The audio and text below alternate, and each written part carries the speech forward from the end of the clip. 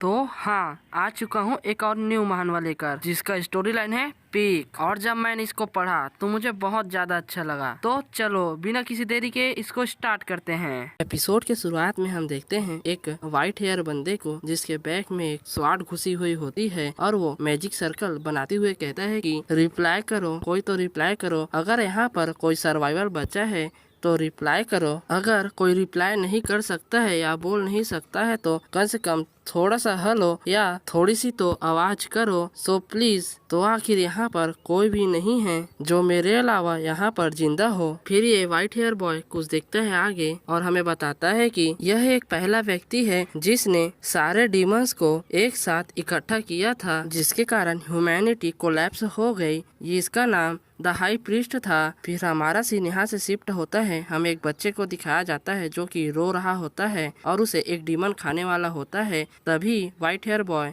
कुछ चैंटिंग करने लगता है, जिसके कारण इस बच्चे की तरह काफी ज्यादा एनर्जी जाने लगती है और ये बच्चा एनर्जी से कवर होने लगता है धीरे धीरे करके। और हमें ये बताता है कि जो ये वार है डीमंस के अगेंस्ट, ये डीमन रियलम से बाहर आ गया है। हमें बच्चे को दिखाया जाता है जो कि एनर्जी से पूरी तरह कवर हो चुका है और एक औरत ने उसको पकड़ लिया है। तभी हमें ये व्हाइट हेयर बॉय हमें बताता है कि मैं और व्हाइट टावर के मेजेस जो कि मुझे फॉलो करते हैं, अपना सब कुछ लगा दो ह्यूमैनिटी के फ्यूचर के लिए। तभी हमें डीमन के हाई प्रीस्ट को दिखाया जाता है जो कि अपनी स्वार्ड लेकर इनके ऊपर हमला कर देता है। जो व्हाइट मेज होता है वो उसको रोक देता है। फिर हमारा सीन शिफ्ट होता है। हमें सीधा इसका सर दिखाया जाता है जो कि इसके धड़ से अलग हो चुका होता है और व्हाइट हेयर बॉय हमें बताता है कि अगर ये ह्यूमैनिटी के लिए ही होता तो मैं ऐसा कभी भी नहीं करता। लेकिन तभी हमारा सीन शिफ्ट होता है। हमें इसे दिखाया जाता है और ये बोलती है कि अप्रैल 28 3:12 PM को मैंने डीमन रियलम के हाई प्रीस्ट के डेथ को कंफर्म किया है। फिर व्हाइट हेयर बॉय इसको बोलता है एडना।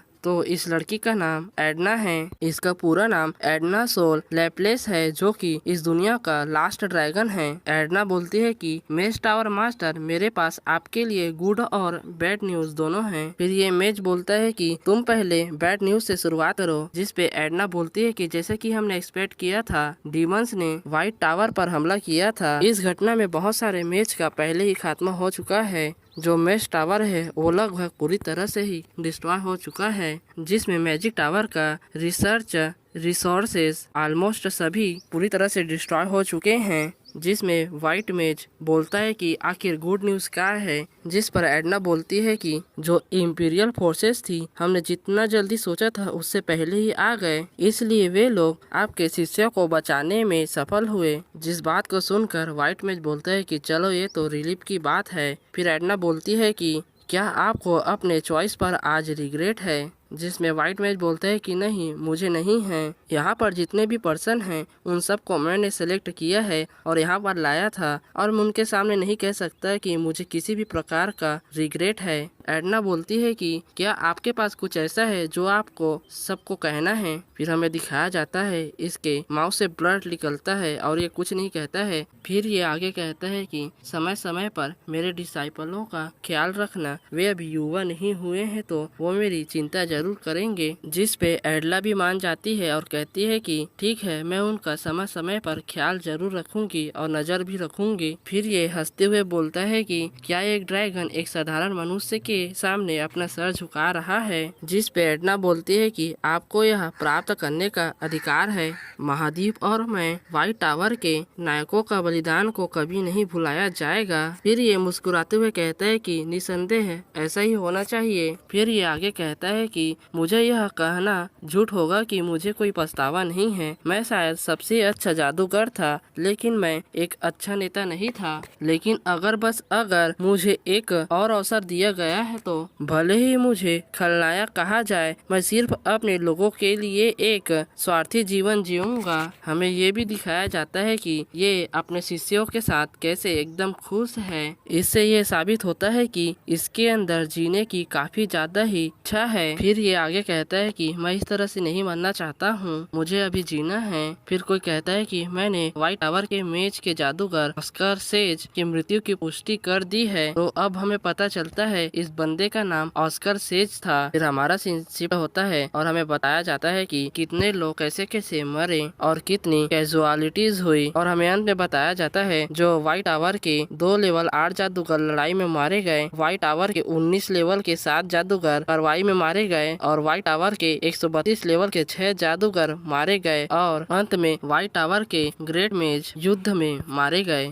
फिर हमारा सीन यहाँ से डायरेक्टली शिफ्ट होता है और हमें बहुत समय बाद का सीन दिखाया जाता है टावर का, जिसमें काफी अच्छे से हवा चल रही होती है। उसी टावर के अंदर हमें खिड़की दिखाई जाती है जिसपे अंदर कोई लेटा हुआ होता है। फिर धीरे धीरे इसको होश आने लगता है, ये अचानक से उड़ता है जिसके कारण इसके सामने वाला बंदा भी डर जाता है और इसके हाथ में जो भी चीज होता है वो भी गिर जाता है। फिर ये लड़का कहता है कि मैं पूरी तरह से तुम्हारे कारण गीला हो चुका हूँ, मैं बस तुम्हारे लिए टॉवेल बदलने जा रहा था। फिर ये शांति से कहता है कि जो आपकी नींद की आदतें हैं वो पूरी तरह से एकदम बेकार हैं। जब मैं आपकी देखभाल कर रहा था तो आपने जरा से भी हलचल नहीं की। फिर ये बंदा अपने चेस्ट को हाथ लगाते हुए कहता है कि क्या मैं सो गया था? ये एहसास तो जिंदा होने की है, नहीं, इससे महत्वपूर्ण बात यह है कि अभी तक तो मुझे पूरी तरह से मर जाना चाहिए था। तो मैं आप सबको बता दूं, इसके अंदर जो व्हाइट हेयर वाला बंदा था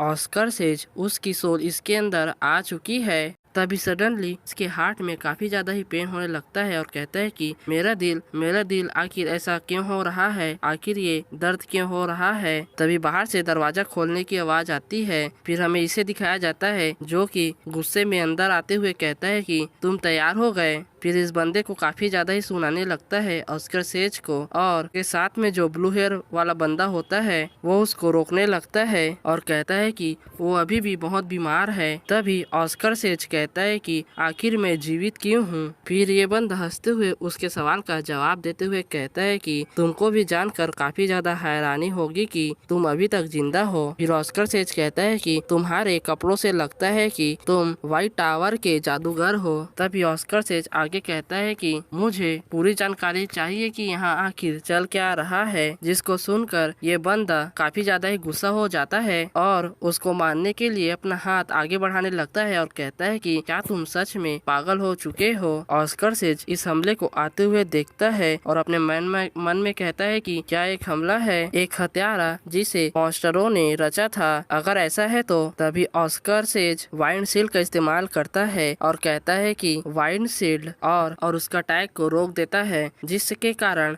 इसके हाथ में चोट लगती है और इसकी हाथ की हड्डी पूरी तरह से टूट जाती है। जिसको देखकर ऑस्कर अपने मन में कहता है कि ये काफी लोअर लेवल का मैजिशियन है, जिसके कारण ही इसने जरा सा भी नहीं सोचा मेरे ऊपर हमला करने के लिए। तभी ऑस्कर थोड़ा सा चौंक जाता है क्योंकि इसका वाइंड शील्ड गायब हो गया होता है अचानक से। फिर अपने हाथ को देखते हुए कहता है कि आखिर ऐसे कैसे हो सकता है कि मेरा जादू इतना जल्दी गायब हो गया। फिर ये बंदा जिसने हमला किया था वो कहता है कि तुम्हारा जो वाइंड मैजिक है वो काफी ज्यादा ही अच्छा हो गया है। ये इस समय अपने लगी हुई चोट को छुपाने की कोशिश कर रहा होता है और यहाँ से जाते हुए कहता है कि मैं रिसर्च मनी के बारे में जो गायब हो चुका है उसके बारे में एक कार्यवाही स्थापित कर दूंगा, इसलिए तुम अभी ठीक होने का कोशिश करो और जल्द ही ठीक हो जाओ। फिर ये बंदा यहाँ से चला जाता है। फिर ब्लू हेयर बॉय कहता है कि अरे क्या तुम पागल हो गए थे क्या? ऑस्कर इस बंदे के बात पे जरा सा भी ध्यान नहीं देता है और कहता है कि मुझे लगता है कि मेरा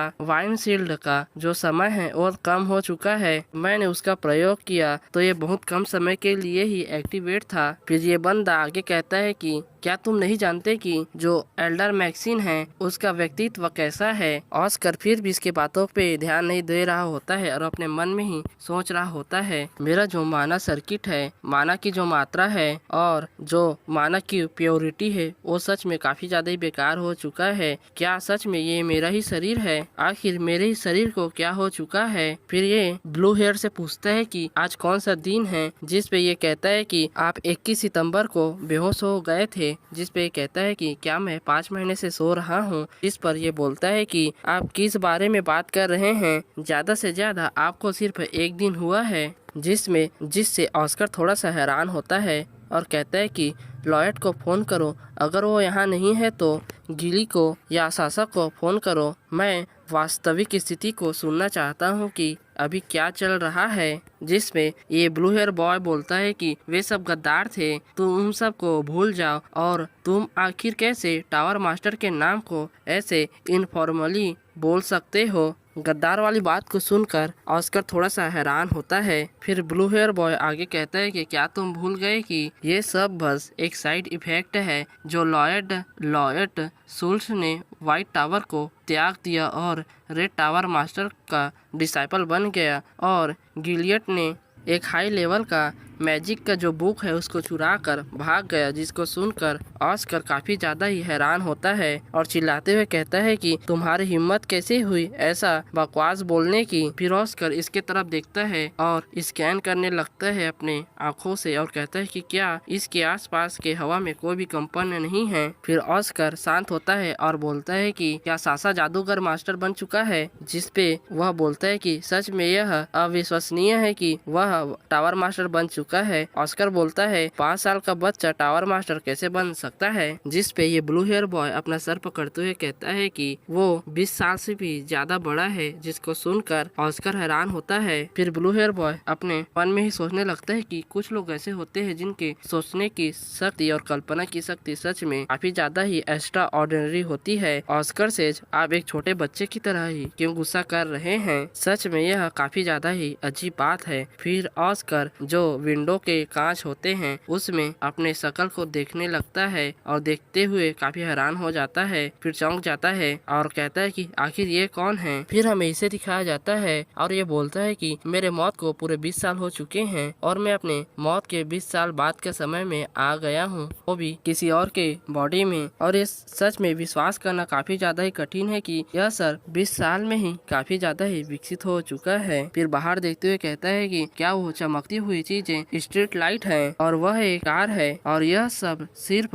मैजिक इंजीनियरिंग के कारण ही सफल हुआ है। सच में वे यह देखना जरूर पसंद करेंगे। फिर ये बाहर की जब दुनिया ढक रही थी तो केवल कुछ लोग ऐसे ही थे जिन्होंने अपनी उम्मीद पूरी तरह से ही छोड़ चुकी थी। और तो और इस शरीर के बारे में जो भी मैंने सीखा है उसे एक लाइन में व्यवस्थित करे तो सच में इसका शरीर एक मैजिशियन के रूप में काफी ज्यादा ही बेकार है। 20 साल की उम्र में केवल एक लेवल पर होना, शायद इसके कारण ही इसे जल्दबाजी महसूस हुई, जिसके कारण ही इसने एक एलेक्सर को लेने का प्रयत्न किया, जिसके कारण ही यह अचानक से गिर पड़ा और इसको साइड इफेक्ट हो गया, जो कि सही भी है। अगर यह सफल हो जाता तो इससे उसके माना की मात्रा में कई गुना बढ़ोतरी होती, लेकिन अगर असफल हो गया तो उसकी जान को खतरा हो सकता था। यही कारण है कि यह एलेक्सर्स यहाँ पर बैन है। और उस बंदे फ्रैंक ने कहा कि इसे लेने के बाद मैं पूरे दिन बेहोश रहा। तो अब हमें बताया जाता है उस बंदे का नाम फ्रैंक है। आगे कहता है कि लेकिन ईमानदारी से कहूँ तो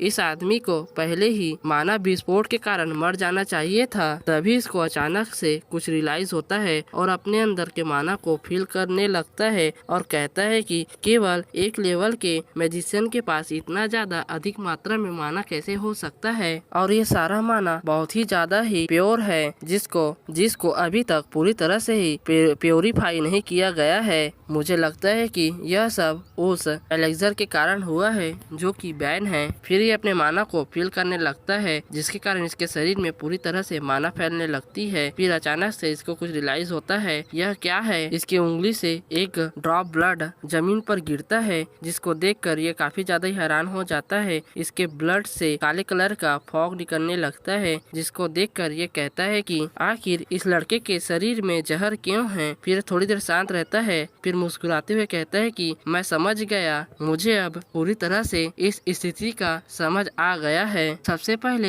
यह अवैध एलेक्सर निश्चित रूप से एक धोखा नहीं था, यह एक उचित अमृत है जो सामान्यतः प्रीमियम मनी का है, जो कि मिलना असंभव है। फिर ये कोने में रखे एलेक्सर को देखने लगता है और कहता है कि क्या ऑस्कर क्रूसी रसियन को यह नहीं पता था कि इसमें जहर है। ये आगे कहता है कि यह विचार करने के बाद कि इतना जहर बचा है और यह इतने समय में बेहोश हो गया था, मैं इसके बारे में निश्चित नहीं हूँ। दूसरे शब्दों में कहे तो वह किसी मानसिक विस्फोट से कम नहीं था ये, और यह पूरी तरह से मानव विस्फोट से नहीं मरा था, ये जहर से मरा था। और जहर का जो स्तर है इतना अधिक है कि इसका इस्तेमाल लेवल 1 के मैजिशियन को मारने के लिए नहीं किया जा सकता है। यदि मैं न होता तो इसका कोई निशान भी पाना मुश्किल होता। फिर अपने मुट्ठी को कसता है और मुस्कुराते हुए कहता है कि मैं नहीं जानता कि कौन मेरी आत्मा के साथ खेल रहा है, लेकिन फिर ये उठकर एलेक्सर के पास जाता है, उसे पकड़ता है और कहता है कि मुझे दूसरा अवसर दिया गया है, इसलिए मैं इस बार नहीं बनने वाला हूँ और पहले की तरह ही गलती को दोहराने वाला नहीं हूँ। मेरे अपने लोगों के लिए एक स्वार्थी जीवन मैं जीने वाला हूँ। और यह सब यह एलेक्सर को देखते हुए बोल रहा होता है। सच कहूँ तो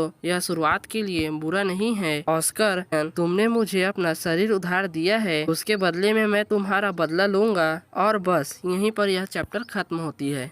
फिर हमें दिखाया जाता है आउटस्कर्ट ऑफ सिटी का सीन, जहाँ पर एक बड़ा सा घर होता है। उस घर के अंदर कुछ लोग बात कर रहे होते हैं। कोई बोलता है कि क्या तुम्हें उसका एड्रेस मिला, जिस पे उसका नौकर मना कर देता है और वो बंदा बोलता है कि तुम मुझे बॉस करके बुलाओ और कितना समय लगेगा तुम्हें इंफॉर्मेशन गैदर करने के लिए। जिस पर उसका जो वर्कर होता है वो माफी मांगते हुए कहता है कि हमें पता चला है कि जो हमारे कुछ स्टोर हैं, जिस स्टोर में हम गैर कानूनी का काम किया करते थे, वही स्टोर पूरी तरह से डिस्ट्रॉय हो चुकी है। इसे कुछ जो ने किया था। इस बात का सुनकर जो बॉस होता है वो अपनी शराब की बोतल को पटकते हुए बोलता है कि आखिर कितनी इसकी हिम्मत हो गई जिसने ऐसा काम किया। जिस पर जो वर्कर होता है वो बोलता है कि हमें उस पर्सन से पूछना चाहिए जिसने हमें एलेक्सर बेचा था ऑस्कर रसियन को देने के लिए। इस बात को सुनकर बॉस थोड़ा सा हैरान होता है। फिर कहता है कि आखिर ये कैसे पॉसिबल हो सकता है कि ऑस्कर तो सिर्फ एक थ्योरी मैजिशियन था, तो आखिर कैसे उस जैसे व्यक्ति को मारने के लिए कोई इतना स्ट्रॉन्ग एलेक्सर दे सकता है। बॉस की इस बात को सुनकर जो गार्ड होता है वो बोलता है कि अगर क्या होगा कि व्हाइट टाइगर टावर वाले ने इस घटना के बारे में इन्वेस्टिगेशन चालू कर दिया तो। जिस पर बॉस बोलता है कि शायद तुम भूल रहे हो कि इन चीजों को करने के लिए हमें किसने कहा था। जो बंदा था उसने व्हाइट टावर का रिंग पहना हुआ था और उसी ने हमसे रिक्वेस्ट किया था कि ऑस्कर के साथ ऐसा करो। आखिर कौन जाने उस जैसा बेवकूफ व्यक्ति आखिर कहाँ से आया होगा। तभी वहाँ के दरवाजा को कोई खटखटाने लगता है और खोलकर अंदर आ जाता है, जिसको देख ये लोग चौंक जाते हैं और हमें दिखाया जाता है ऑस्कर इस रूम के अंदर आ चुका होता है और अंदर आते हुए बोलता है अपने मन में कि मैंने बस उस एलेक्सर के सेंट को याद करते हुए बस फॉलो किया और मैं यहाँ पर पहुँच गया। और आगे कहता है कि जैसा कि मैंने सोचा था इस काम में और भी पीपल इंक्लूडेड हैं। ऑस्कर को यहाँ आते हुए देखकर बॉस समझ जाता है कि ऑस्कर ने ही उसके स्टोर को डिस्ट्रॉय किया है और पूछता है कि आखिर तुम्हारी हिम्मत कैसे हुई हमारे स्टोर को डिस्ट्रॉय करने की, क्या वो तुम थे। जिस पर ऑस्कर बोलता है कि हाँ सच में मैं वही था। फिर ऑस्कर आगे बोलता है कि सच में मैं काफी ज्यादा इंटरेस्टेड हूँ कि तुम लोग किसके बारे में बात कर रहे थे, क्या तुम लोग वो बात को वापस से जारी करना चाहोगे। जिस पर जो बॉस होता है वो बोलता है कि मैं सोच रहा था कि अगर तुम इस बात को जाने देते हो और कुछ न सुनने का एक्टिंग करते हो तो मैं तुम्हें यहाँ से जाने दूंगा। जिस पर ऑस्कर कुछ नहीं बोलता है। तभी बॉस बोलता है कि गार्ड उसको मार डालो। जिस पर जो गार्ड होता है वो भी अपना स्वार्ड निकाल कर उसके ऊपर हमला करने के लिए चला जाता है और हमला भी कर देता है और जो उसका स्वार्ड होता है वो ऑस्कर के जस्ट सामने आ जाता है। जिसको देखकर ऑस्कर बोलता है कि अगर तुम लोग ऐसा ही खेलना चाहते हो तो मैं भी तुम्हारे साथ ही खेलूंगा, फिर बाद में मुझको मत कहना रूड होने के लिए। तभी ऑस्कर विंड कटर का इस्तेमाल करता है, जिसके कारण जो गार्ड होता है वो शॉट उसके पीछे से ही चला जाता है और हम देखते हैं कि उसी का अटैक उसी को लग जाता है, जिसके कारण उसका गर्दन उसके सर से अलग हो जाता है। जिसको देखकर ऑस्कर बोलता है कि क्या सच में इसका बस गर्दन ही अलग हुआ, मुझे लगा था इसका शरीर के टुकड़े टुकड़े हो जाएंगे। अपने गार्ड को ऐसे मरते हुए देखकर जो बॉस होता है वो काफी ज्यादा ही चिल्लाता है और गन निकाल लेता है ऑस्कर को मारने के लिए और बुलेट भी फायर कर देता है और जो बुलेट होती है वो ऑस्कर की तरफ जाने लगती है। ऑस्कर उसको देखता है और उसको रोक देता है और कहता है कि सच में ये काफी ज्यादा ही इंटरेस्टिंग है। फिर विंड शील्ड का इस्तेमाल करता है, जिसके कारण बुलेट जो होती है वो बीच हवा में ही रुक जाती है। जिसको देखकर ऑस्कर बोलता है कि मैं इससे मैजिक डिटेक्ट नहीं कर पा रहा हूँ, क्या सच में एक मैजिक इंजीनियरिंग का है। मैं सोच रहा था कि आखिर इसका प्रिंसिपल कैसा होगा और इसको कैसे प्रोड्यूस किया गया होगा। तो अच्छा इसको बुलेट बुलाते हैं और आगे कहता है कि अगर क्या होगा इस अटैक को मैं तुम्हारी तरफ ही डाइवर्ट कर दूं तो, और डाइवर्ट भी कर देता है और ये जो बुलेट होती है बॉस की तरफ जाती है और उसको ही लग जाती है, जिसके कारण जो बॉस होता है वो नीचे गिर जाता है।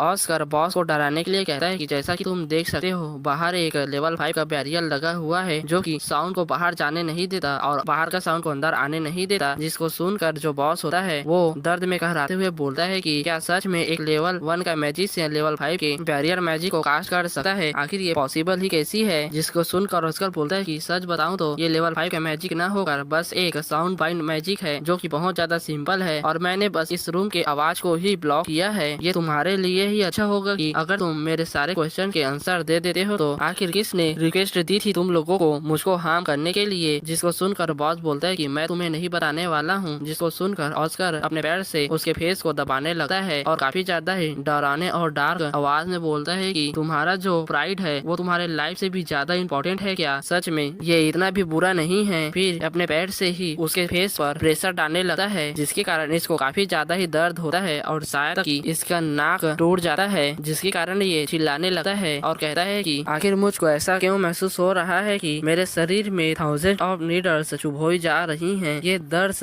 अकल्पनीय है। उसके चिल्लाने की आवाज को सुनकर ऑस्कर बोलता है कि मुझे सच में लोगों को टॉर्चर करना पसंद नहीं है, इसलिए तुम्हारे लिए यही अच्छा होगा कि तुम सब कुछ बता दो। बॉस की ऑलरेडी फटी हुई होती है इसलिए वो गिड़गिड़ाते हुए बोलता है कि मैं तुम्हें सब कुछ बता दूंगा, प्लीज रुक जाओ। जिसको सुनकर ऑस्कर भी रुक जाता है और कहता है कि वेरी वेल, चलो सब कुछ मुझको बता दो जो तुम जानते हो। उस व्यक्ति ने हमें एलेक्जेंडर दिया केस में और कहा कि इसको तुम्हें चीप प्राइस में सेल करना है। मुझे नहीं लगता कि मेरे पास कोई भी रीजन था इसको रिजेक्ट करने का। जिसको सुनकर ऑस्कर पूछता है कि आखिर उसका अपीयरेंस कैसा था। जिस पर वह व्यक्ति बताता है कि वो ब्लैक कलर का हुडी पहना हुआ था और मैंने उसका फेस नहीं देखा और उसने अपने एक उंगली में व्हाइट टावर का रिंग पहना हुआ था, मैंने उसको ही देखा था। जिसको सुनकर जो ऑस्कर होता है पूछता है कि और क्या जानते हो। जिस पर वह व्यक्ति बोलता है कि उसका सेंट सच में काफी ज्यादा ही यूनिक था। उसका जो स्मेल था वो काफी ज्यादा ही रिफ्रेशिंग और क्लियर मिंट स्मेल था और यही सब है जो मैं जानता हूँ। जिसको सुनकर जो ऑस्कर होता है अपने मन में कहता है कि मिंट स्मेल क्या ये सच में बढ़ती है कि इसको याद रखा जाए। फिर ऑस्कर बॉस से बोलता है कि आखिर कहाँ तुम उससे मिलने वाले थे मुझको मारने के बाद, क्या तुम मुझे बता सकते हो। जिसका जवाब देते हुए बॉस कहता है कि मुझे नहीं लगता कि व्हाइट टावर तुम्हारे मरने के बाद भी कोई इन्वेस्टिगेशन बैठाती तुम्हारे लिए, क्योंकि जो व्हाइट टावर है वो काफी ज्यादा ही बिजी है विड्रॉवल करने के लिए चारों मैजिक टावर में। जिसको सुनकर ऑस्कर बोलता है कि आखिर क्या विड्रॉवल, आखिर तुम किसके बारे में बात कर रहे हो। जिसको सुनकर बॉस बोलता है कि ये तो कुछ ऐसा है जिसके बारे में तुम मुझसे ज्यादा जानते होगे। जिस पर ऑस्कर बोलता है कि मैं पूरी तरह से वो चीजों को भूल चुका हूँ, बेहतर होगा तुम ही बता दो। जिस पर बॉस बोलता है कि मैं तुम्हें डॉक्यूमेंट्स दे सकता हूँ। फिर बॉस डॉक्यूमेंट्स को खोजने लगता है और खोजकर ऑस्कर को देते हुए कहता है कि ये लो, जितने भी डॉक्यूमेंट्स है उससे संबंधित ये सारे ही हैं। डॉक्यूमेंट्स को ऑस्कर ले लेता है और कहता है कि चलो जो व्हाइट टावर है उससे शुरुआत करते हैं। फिर हमें बहुत लंबी चौड़ी डिस्क्रिप्शन दी जाती है, लिटरली बहुत लंबी है, मैं इसको एक्सप्लेन नहीं करने वाला हूँ। मेरे हिसाब से ज्यादा इंपॉर्टेंट नहीं होना चाहिए, अगर इंपॉर्टेंट होगा तो मैं सीरीज के बीच में बता दूंगा, तो फिलहाल के लिए इसको स्किप करते हैं। इन सभी चीजों को पढ़कर ऑस्कर अपने मन में कहता है कि जो व्हाइट टावर है उसके पास एडवांस मैजिक नहीं है। मुझे लगता है कि मैंने ही एडना को कहा था कि ऐसा ही डॉक्यूमेंट देना जिससे ऐसा लगे कि व्हाइट टावर के पास किसी भी प्रकार का एडवांस मैजिक नहीं है। और तो और ये क्या है, यहाँ पर एक लाइन लिखा होता है जो व्हाइट टावर है उसने सबसे बेकार बिजनेस को प्रोड्यूस किया है, उसका रिजल्ट काफी बेकार आया था। फिर ऑस्कर जो होता है बॉस से पूछता है कि हे क्या तुम मुझे बता सकते हो कि जो 4 मेन मैजिक टावर्स हैं वो अभी कौन सा बिजनेस रन कर रहे हैं। जिस पर बॉस भी मान जाता है और बताने लगा है कि जो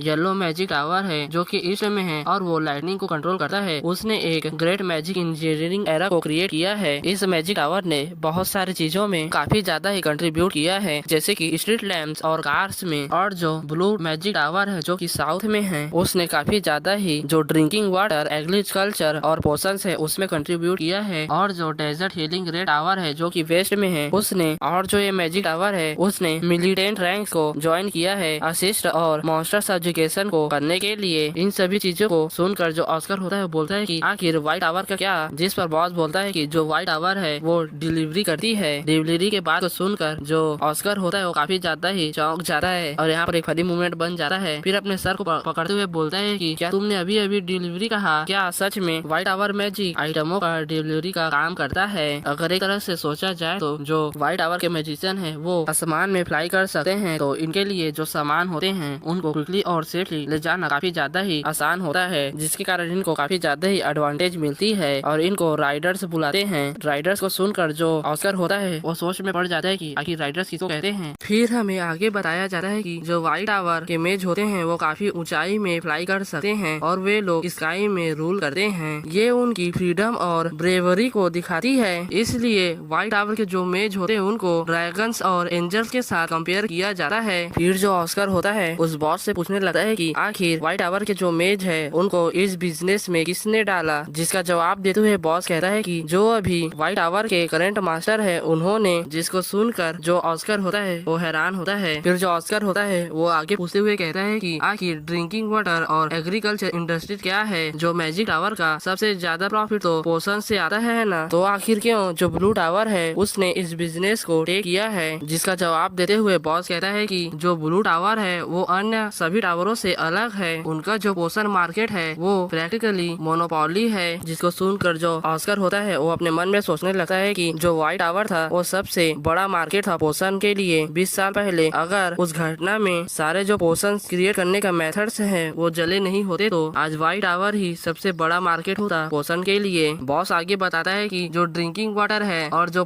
एग्रीकल्चर बिजनेस है वे लोग जो क्लियर वाटर होते हैं उनको हाई प्राइस में बेचते हैं और उनको अलग अलग जगह में बेचते हैं। जिस पर ऑस्कर पूछता है कि आखिर क्यों पीपल क्लीन वाटर को खरीदेंगे। बॉस बोलता है कि ये तो बस जो अमीर लोग है उनका क्रेज है जो अभी रिसेंटली में ही आया है। फिर जो ऑस्कर होता है वो बॉस को बोलता है कि वो लोग बस महाराजाओं की तरह व्यवहार करते हैं कुछ पीने के क्लीन वाटर को लेने के लिए, ये तो काफी ज्यादा ही सिंपल है। फिर जो ऑस्कर होता है वो आगे बोलता है कि अगर सच कहा जाए तो जो व्हाइट टावर है वो अभी के समय में दूसरे मैजिक टावर के साथ कंपेयर भी नहीं किया जा सकता है, क्योंकि जो दूसरे मैजिक टावर्स है उनका जो बिजनेस है वो अभी के समय में अनदर लेवल पर ही जा चुका है। फिर आगे कहता है कि जो व्हाइट टावर है उनके पास यही एक लास्ट चांस है व्हाइट नाइट फेस्टिवल में अपने वर्थ को साबित करने का, लेकिन प्रॉब्लम यही है कि उस फेस्टिवल को आने में केवल 7th मंथ ही बचे हैं। फिर जो बॉस होता है वो दर्द में कहराते हुए बोलता है कि सर ऑस्कर मेरा बॉडी। तभी ऑस्कर सोचता है कि इसने मुझे काफी अच्छा इन्फॉर्मेशन दिया है तो क्या मुझे इसे बचा लेना चाहिए। तभी ऑस्कर एक डॉक्यूमेंट को पकड़ता है और उसको खोल कर देखने लगता है और उस डॉक्यूमेंट में काफी ज्यादा ही इलीगल चीजें लिखी होती है जो इनके स्टोर्स करते थे। जिसको देखकर ऑस्कर जो होता है वो काफी ज्यादा ही हैरान होता है और कहता है कि तुम लोग सच में काफी ज्यादा ही बेकार इंसान हो। और ऑस्कर यह कहकर यहाँ से जाने लगता है और उस व्यक्ति को मरने के लिए वहीं पर छोड़ देता है और जाते हुए कहता है कि तुम अपने नेक्स्ट लाइफ में अच्छे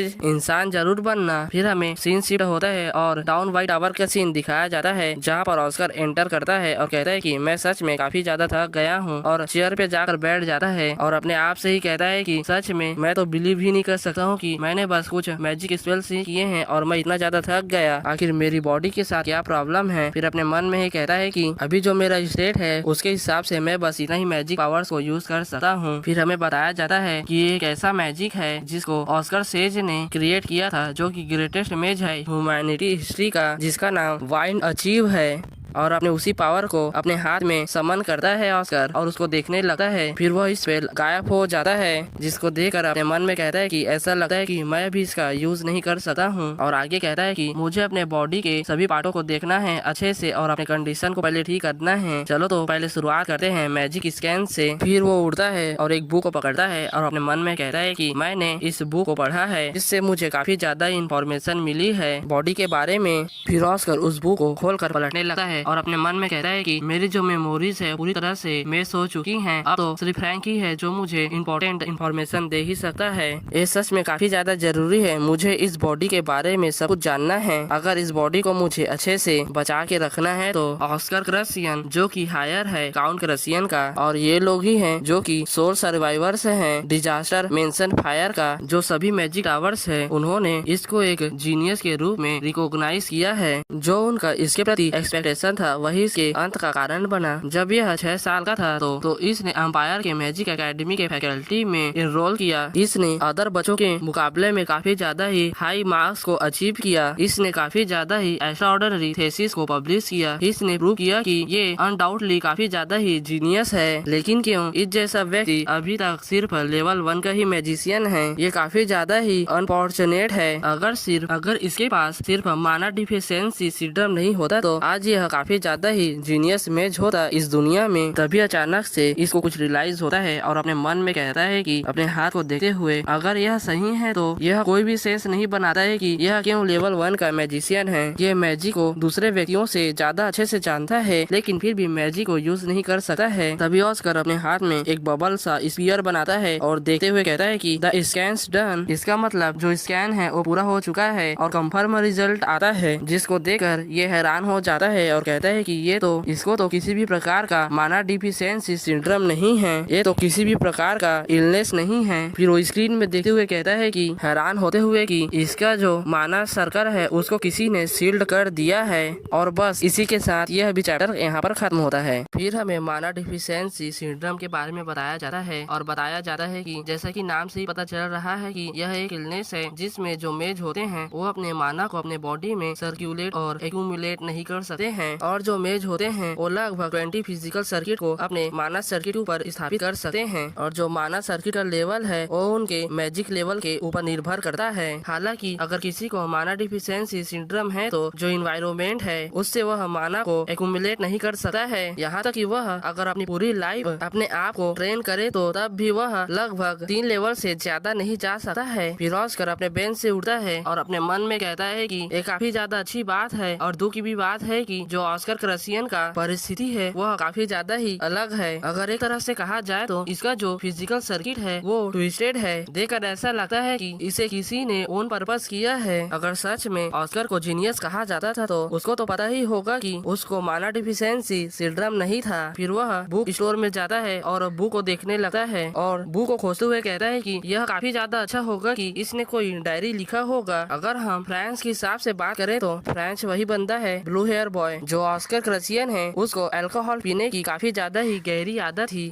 अगर क्या हो कि वह अल्कोहल पीना अपने ओन पर्पस से ही करता था, वह पक्का यह जानता होगा कि उसके मानस सर्किट को किसी ने ब्लॉक किया है। तो देखकर ऐसा लगता है कि वह अपने आप को प्ले बॉय दिखाने की कोशिश करता था। अगर ऐसी ही बात है तो मैं यह समझ सकता हूँ कि उसको आखिर क्यों इलीगल एलेक्सर को ग्रहण करने का टेम्पटेशन था। वह बहुत सारी बुक को हेल लेता है और उसको पकड़ कर जाने लगता है और अपने मन में ही कहता है कि यह एक ऐसी सिचुएशन है जिसमें मैं किसी के ऊपर विश्वास नहीं कर सकता हूँ। मुझे खुद के जो चेंज है उसको अंडू करने की जरूरत है। मुझे ऐसा लगता है कि इसने जो डायरी लिखी होगी उसके मदद से मैं यह करने में सफल हो सकता हूँ। फिर बहुत सारे बुक को खोल कर देखने लगता है। तभी उसको एक ऐसी बुक दिखती है जिसमें बहुत सारे नोट पॉइंट्स लगे होते हैं और उसको पढ़ता है और बुक का नाम होता है the reinterpretation of the basic magic. फिर उस बुक को ऑस्कर खोल कर देखने लगता है। फिर किसी चीज को देखकर हैरान हो जाता है और हमें दिखाया जाता है बहुत सारे मैजिक थ्योरी के बारे में ऑस्कर ने लिखा होता है, जैसे कि wind cutter, wind shield, advance wind shield और यहाँ तक कि जिसको गन बोलते हैं उसके थ्योरी के बारे में भी यहाँ पर लिखा हुआ होता है। जिसको देखकर जो ऑस्कर होता है वो अपने मन में कहता है कि जो ऑस्कर ने थ्योरीज लिखी हैं वो बिल्कुल ही मेरी ही तरह हैं, जैसे कि मैं इन मैजिकों को यूज करता हूँ, लेकिन फिर भी यह सब कम्प्लीटली डिफरेंट है। इसके प्रिंसिपल और सिंपल डिफेंसिव स्किल पूरी तरह से ही डिफरेंट है।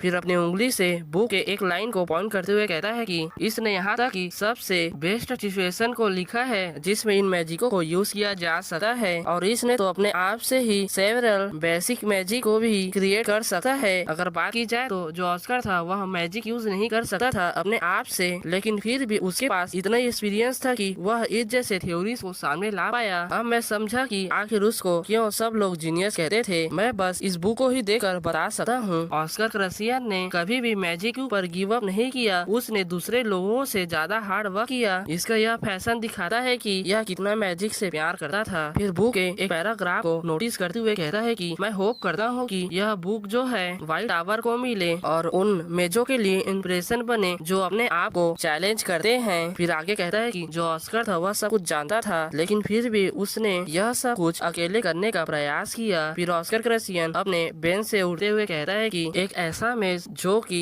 अपने क्रूअल फेथ को ब्रेक थ्रू नहीं कर पाया, अकेले में ही एक ऐसी पाथ पे चलता रहा जिसके लिए उसको पाना मुश्किल था। फिर वहाँ से जाते हुए एक सोफे पे बैठ जाता है और कहता है कि मैं कसम खाता हूँ कि जो मेरा नाम है ऑस्कर से, जो कि व्हाइट टावर का 7th मैजिक मास्टर है, मैं अंडू करूंगा जिसमें तुम सफल नहीं हो पाए उसको मैं करके दिखाऊंगा। फिर मेडिटेट वाले पोजीशन में बैठ जाता है और मेडिटेट करने लगता है और कहता है कि एडिशनली मैं जो हूँ जिसने तुम्हारे साथ ये सब किया है उसको पे प्ले बैक जरूर करवाऊंगा। फिर जो ऑस्कर होता है वो माना को अपने बॉडी में फ्लो कराने लगता है और इसके सारे बॉडी में माना फ्लो होने लगता है, जिसके कारण इसको थोड़ा सा पेन होता है। तभी यहाँ से हमारा सीन शिफ्ट होता है और हमें यहाँ का सीन दिखाया जाता है। ब्यूटीफुल सा गार्डन है शायद ये, और वहाँ पर ऑस्कर जो होता है वह अकेला घूम रहा होता है और अपने मन में ही कहता है कि आखिर क्यों मैं इस ग्रीन हाउस में घूम रहा हूँ। मुझे याद है कि मैं यहाँ अपने स्टूडेंट के साथ रहता था और कुछ देर पहले ही मैं अपने फिजिकल सर्किट को अंडू करने की कोशिश कर रहा था। तभी ऑस्कर को मास्टर की आवाज सुनाई देती है, जिसको सुनकर हैरान होता है। फिर हमें इन सब को दिखाया जाता है जो रियल ऑस्कर सेज होता है उससे आते हुए कहते हैं कि हम लोग आ गए और शायद यही बच्चे ऑस्कर सेज के स्टूडेंट्स हैं। ऑस्कर सेज इन बच्चों से कहता है कि क्या हम आज के लेसन को स्टार्ट कर सकते हैं, जिसको सुनकर ये बच्चे खुश हो जाते हैं। इस सिचुएशन को देखकर जो ऑस्कर क्रशियन होता है वो अपने मन में ही कहता है कि तो अब मुझे समझ आया, ये तो डोम्ड ड्रीम कर्स है जो कि मेरे इस बॉडी तक आ गया है। जब भी मैं सोता हूँ तब भी मुझे बुरे बुरे सपने आते हैं और अपने पास्ट लाइफ के ख्याल आते हैं। मुझे ऐसा नहीं लगा था कि मेरे इस बॉडी में भी यह कर्स आ जाएगा। और यहाँ पर कंफ्यूज होने की जरूरत नहीं है, जो व्हाइट हेयर है वह ऑस्कर सेज है और जो ब्लैक हेयर है वह ऑस्कर क्रशियन है। इन दोनों के नाम में डिफरेंस है। फिर ऑस्कर क्रशियन कहता है कि ऐसा लगता है कि जो कर्सेस होते हैं वो सोल्स पे होते हैं, फिजिकल बॉडी पे नहीं होते। फिर अपने मन में कहता है कि क्या मुझे अपने आप को लकी कहना चाहिए, क्योंकि जो ये ड्रीम है उसमें मैं अपने स्टूडेंट को देख रहा हूँ। ये मेरे लिए काफी ज्यादा ही इमोशनल की बात है। फिर जो ऑस्कर सेज होता है वह इन बच्चों को कहता है कि फिर हमारा सीन इन बच्चों और ऑस्कर सेज की तरफ आता है। जो ऑस्कर सेज होता है वह इन बच्चों से कहता है कि जैसा कि मैंने कहा, क्या हम आज का लेसन को शुरुआत कर सकते हैं। फिर हमें इस बच्चे को दिखाया जाता है और ये बच्चा ऑस्कर से कहता है कि आपने कहा था कि आप हमें आज मैजिक सिस्टम के बारे में टीच करेंगे और जो मैजिक और नाइट्स हैं वह 4 कैटेगरीज में डिवाइड है, जिसे 4 टाइप्स ऑफ मैजिक के नाम से जाना जाता है। जिस पर ऑस्कर कहता है कि तुमने सही कहा, ये सब लगभग सेम ही फिजिकली के हैं, लेकिन फिर भी ये 4 कैटेगरीज में डिवाइड किए गए हैं। पहला है एनहेंसमेंट, दूसरा है एक्सीलरेशन और तीसरा है बैलेंस और लास्ट है स्पेक्शल टाइप। जिस पर यही बच्चा कहता है कि जो व्हाइट टावर है वह हार्मोनाइजेशन टाइप मैजिक को प्रोसेस करता है। जिस पर ऑस्कर भी हामी मिलाते हुए कहता है कि हाँ तुमने सही कहा, व्हाइट टावर के लिए जो वाइंड मैजिक है वह सबसे बेस्ट है। और हम इस बच्चे का नाम बताया जाता है, इसका नाम लॉयड होता है और यह 9 साल का होता है। फिर हमें इस लड़की को दिखाया जाता है जिसका नाम सासा मिस्ट होता है और ये 5 साल की होती है और यह ऑस्कर को कहती है कि क्या जो अलग अलग मैजिक टावर है वो डिफरेंस मैजिक को पोजेस करते हैं। जिस पर ऑस्कर भी हामी भर देता है और कहता है कि हर टावर के लिए अलग अलग डिफरेंट मैजिक है और हर मैजिक के लिए अलग अलग रेट्स होते हैं। फिर ऑस्कर इन सब को बताते हुए कहता है कि जो गोल्डन टावर था उसने स्पीड को इम्पोर्टेंट माना, इसलिए जो स्पीड है वो एक्सीलरेशन के लिए काफी ज्यादा ही अच्छा होता है, इसलिए वो लोग उसको पोजेस करते हैं। और जो रेड टावर है वो बिलीव करते हैं कि जो फायर है वो इम्पोर्टेंट है, इसलिए उन्होंने एनहेंसमेंट टाइप मैजिक को पोजेस किया है। और जो लास्ट में है अजूर एंड व्हाइट टावर, वो दोनों ही बैलेंस टाइप मैजिक को रिप्रेजेंट करते हैं। फिर हमें इस बच्चे को दिखाया जाता है जिसका नाम गिलियड है। गिलियड डोमिनिक जो कि 7 साल का है, यह अपने हाथ उठाते हुए खुश होते हुए बोलता है कि मुझे एक्सेलरेशन टाइप मैजिक को चाहिए क्योंकि मुझे स्लो थिंग्स पसंद नहीं है। जिस पर खुश होते हुए ऑस्कर बोलता है कि गिलियड, ये अनफॉर्चुनेटली है कि जो हम लोग है अपने से मैजिक को चूज नहीं कर सकते हैं, हम लोग उसी के साथ बॉर्न होते हैं और उसी मैजिक को हम कल्टीवेट कर सकते हैं। जिस पर सासा पूछती है कि तो हम लोग कैसे जानेंगे कि हम कौन से मैजिक के साथ पैदा हुए हैं। फिर ऑस्कर जो होता है वो एक पेड़ के छोटे से टुकड़े से कुछ बनाते हुए कहता है कि ये तो काफी ज्यादा सिंपल है। सासा अपने जो इंडेक्स फिंगर है उसको ऊपर उठा और मैजिक को यूज करने की ट्राई करो। जिस पर सासा भी अपने फिंगर उठाती है और उसको देखने लगती है और उसको देखते हुए और मैजिक को यूज करते हुए बोलती है कि ये मेरा फर्स्ट टाइम है कि मैं किसी स्पेल्स को देख रही हूँ और उसको यूज करने का प्रयास कर रही हूँ, क्या इसमें टाइम लगता है। जिस पर ऑस्कर बोलता है कि कोई भी जल्दी करने की जरूरत नहीं है। जिस पर सासा भी मान जाती है। तभी उसकी उंगली से थोड़ी बहुत मैजिक एनर्जी निकलने लगती है, जिसको देखकर सासा जो होती है वो बोलती है कि कुछ तो आ रहा है। जिसको देखकर जो ऑस्कर सेज होता है वो उससे बोलता है कि ये जो मैजिक पावर है वो ज्यादा फास्ट नहीं है और ज्यादा लिथल भी नहीं है, इसका मतलब यह एक बैलेंस टाइप मैजिक है, जिसका मतलब सासा तुम हारमोनी टाइप मैजिक को यूज कर सकती हो। जिस पर जो सासा होती है वो बोलती है कि ये तो सेम टू सेम आपकी ही तरह है। जिस पर ऑस्कर सेज भी हामी भरता है, जिसको सुनकर जो सासा होता है वो काफी ज्यादा ही खुश हो जाती है और कहती है कि मुझे यह पसंद आया। फिर हमें गिलियड को दिखाया जाता है, वह बोलता है कि अब मेरी पारी, अब मैं ये करके देखूंगा। फिर वो भी अपनी उंगली से मैजिक एनर्जी को इकट्ठा करने लगता है, जिससे एक मैजिक लाइन सा उसके हाथ में यानी कि इंडेक्स फिंगर में अपीयर होता है, जिसको देख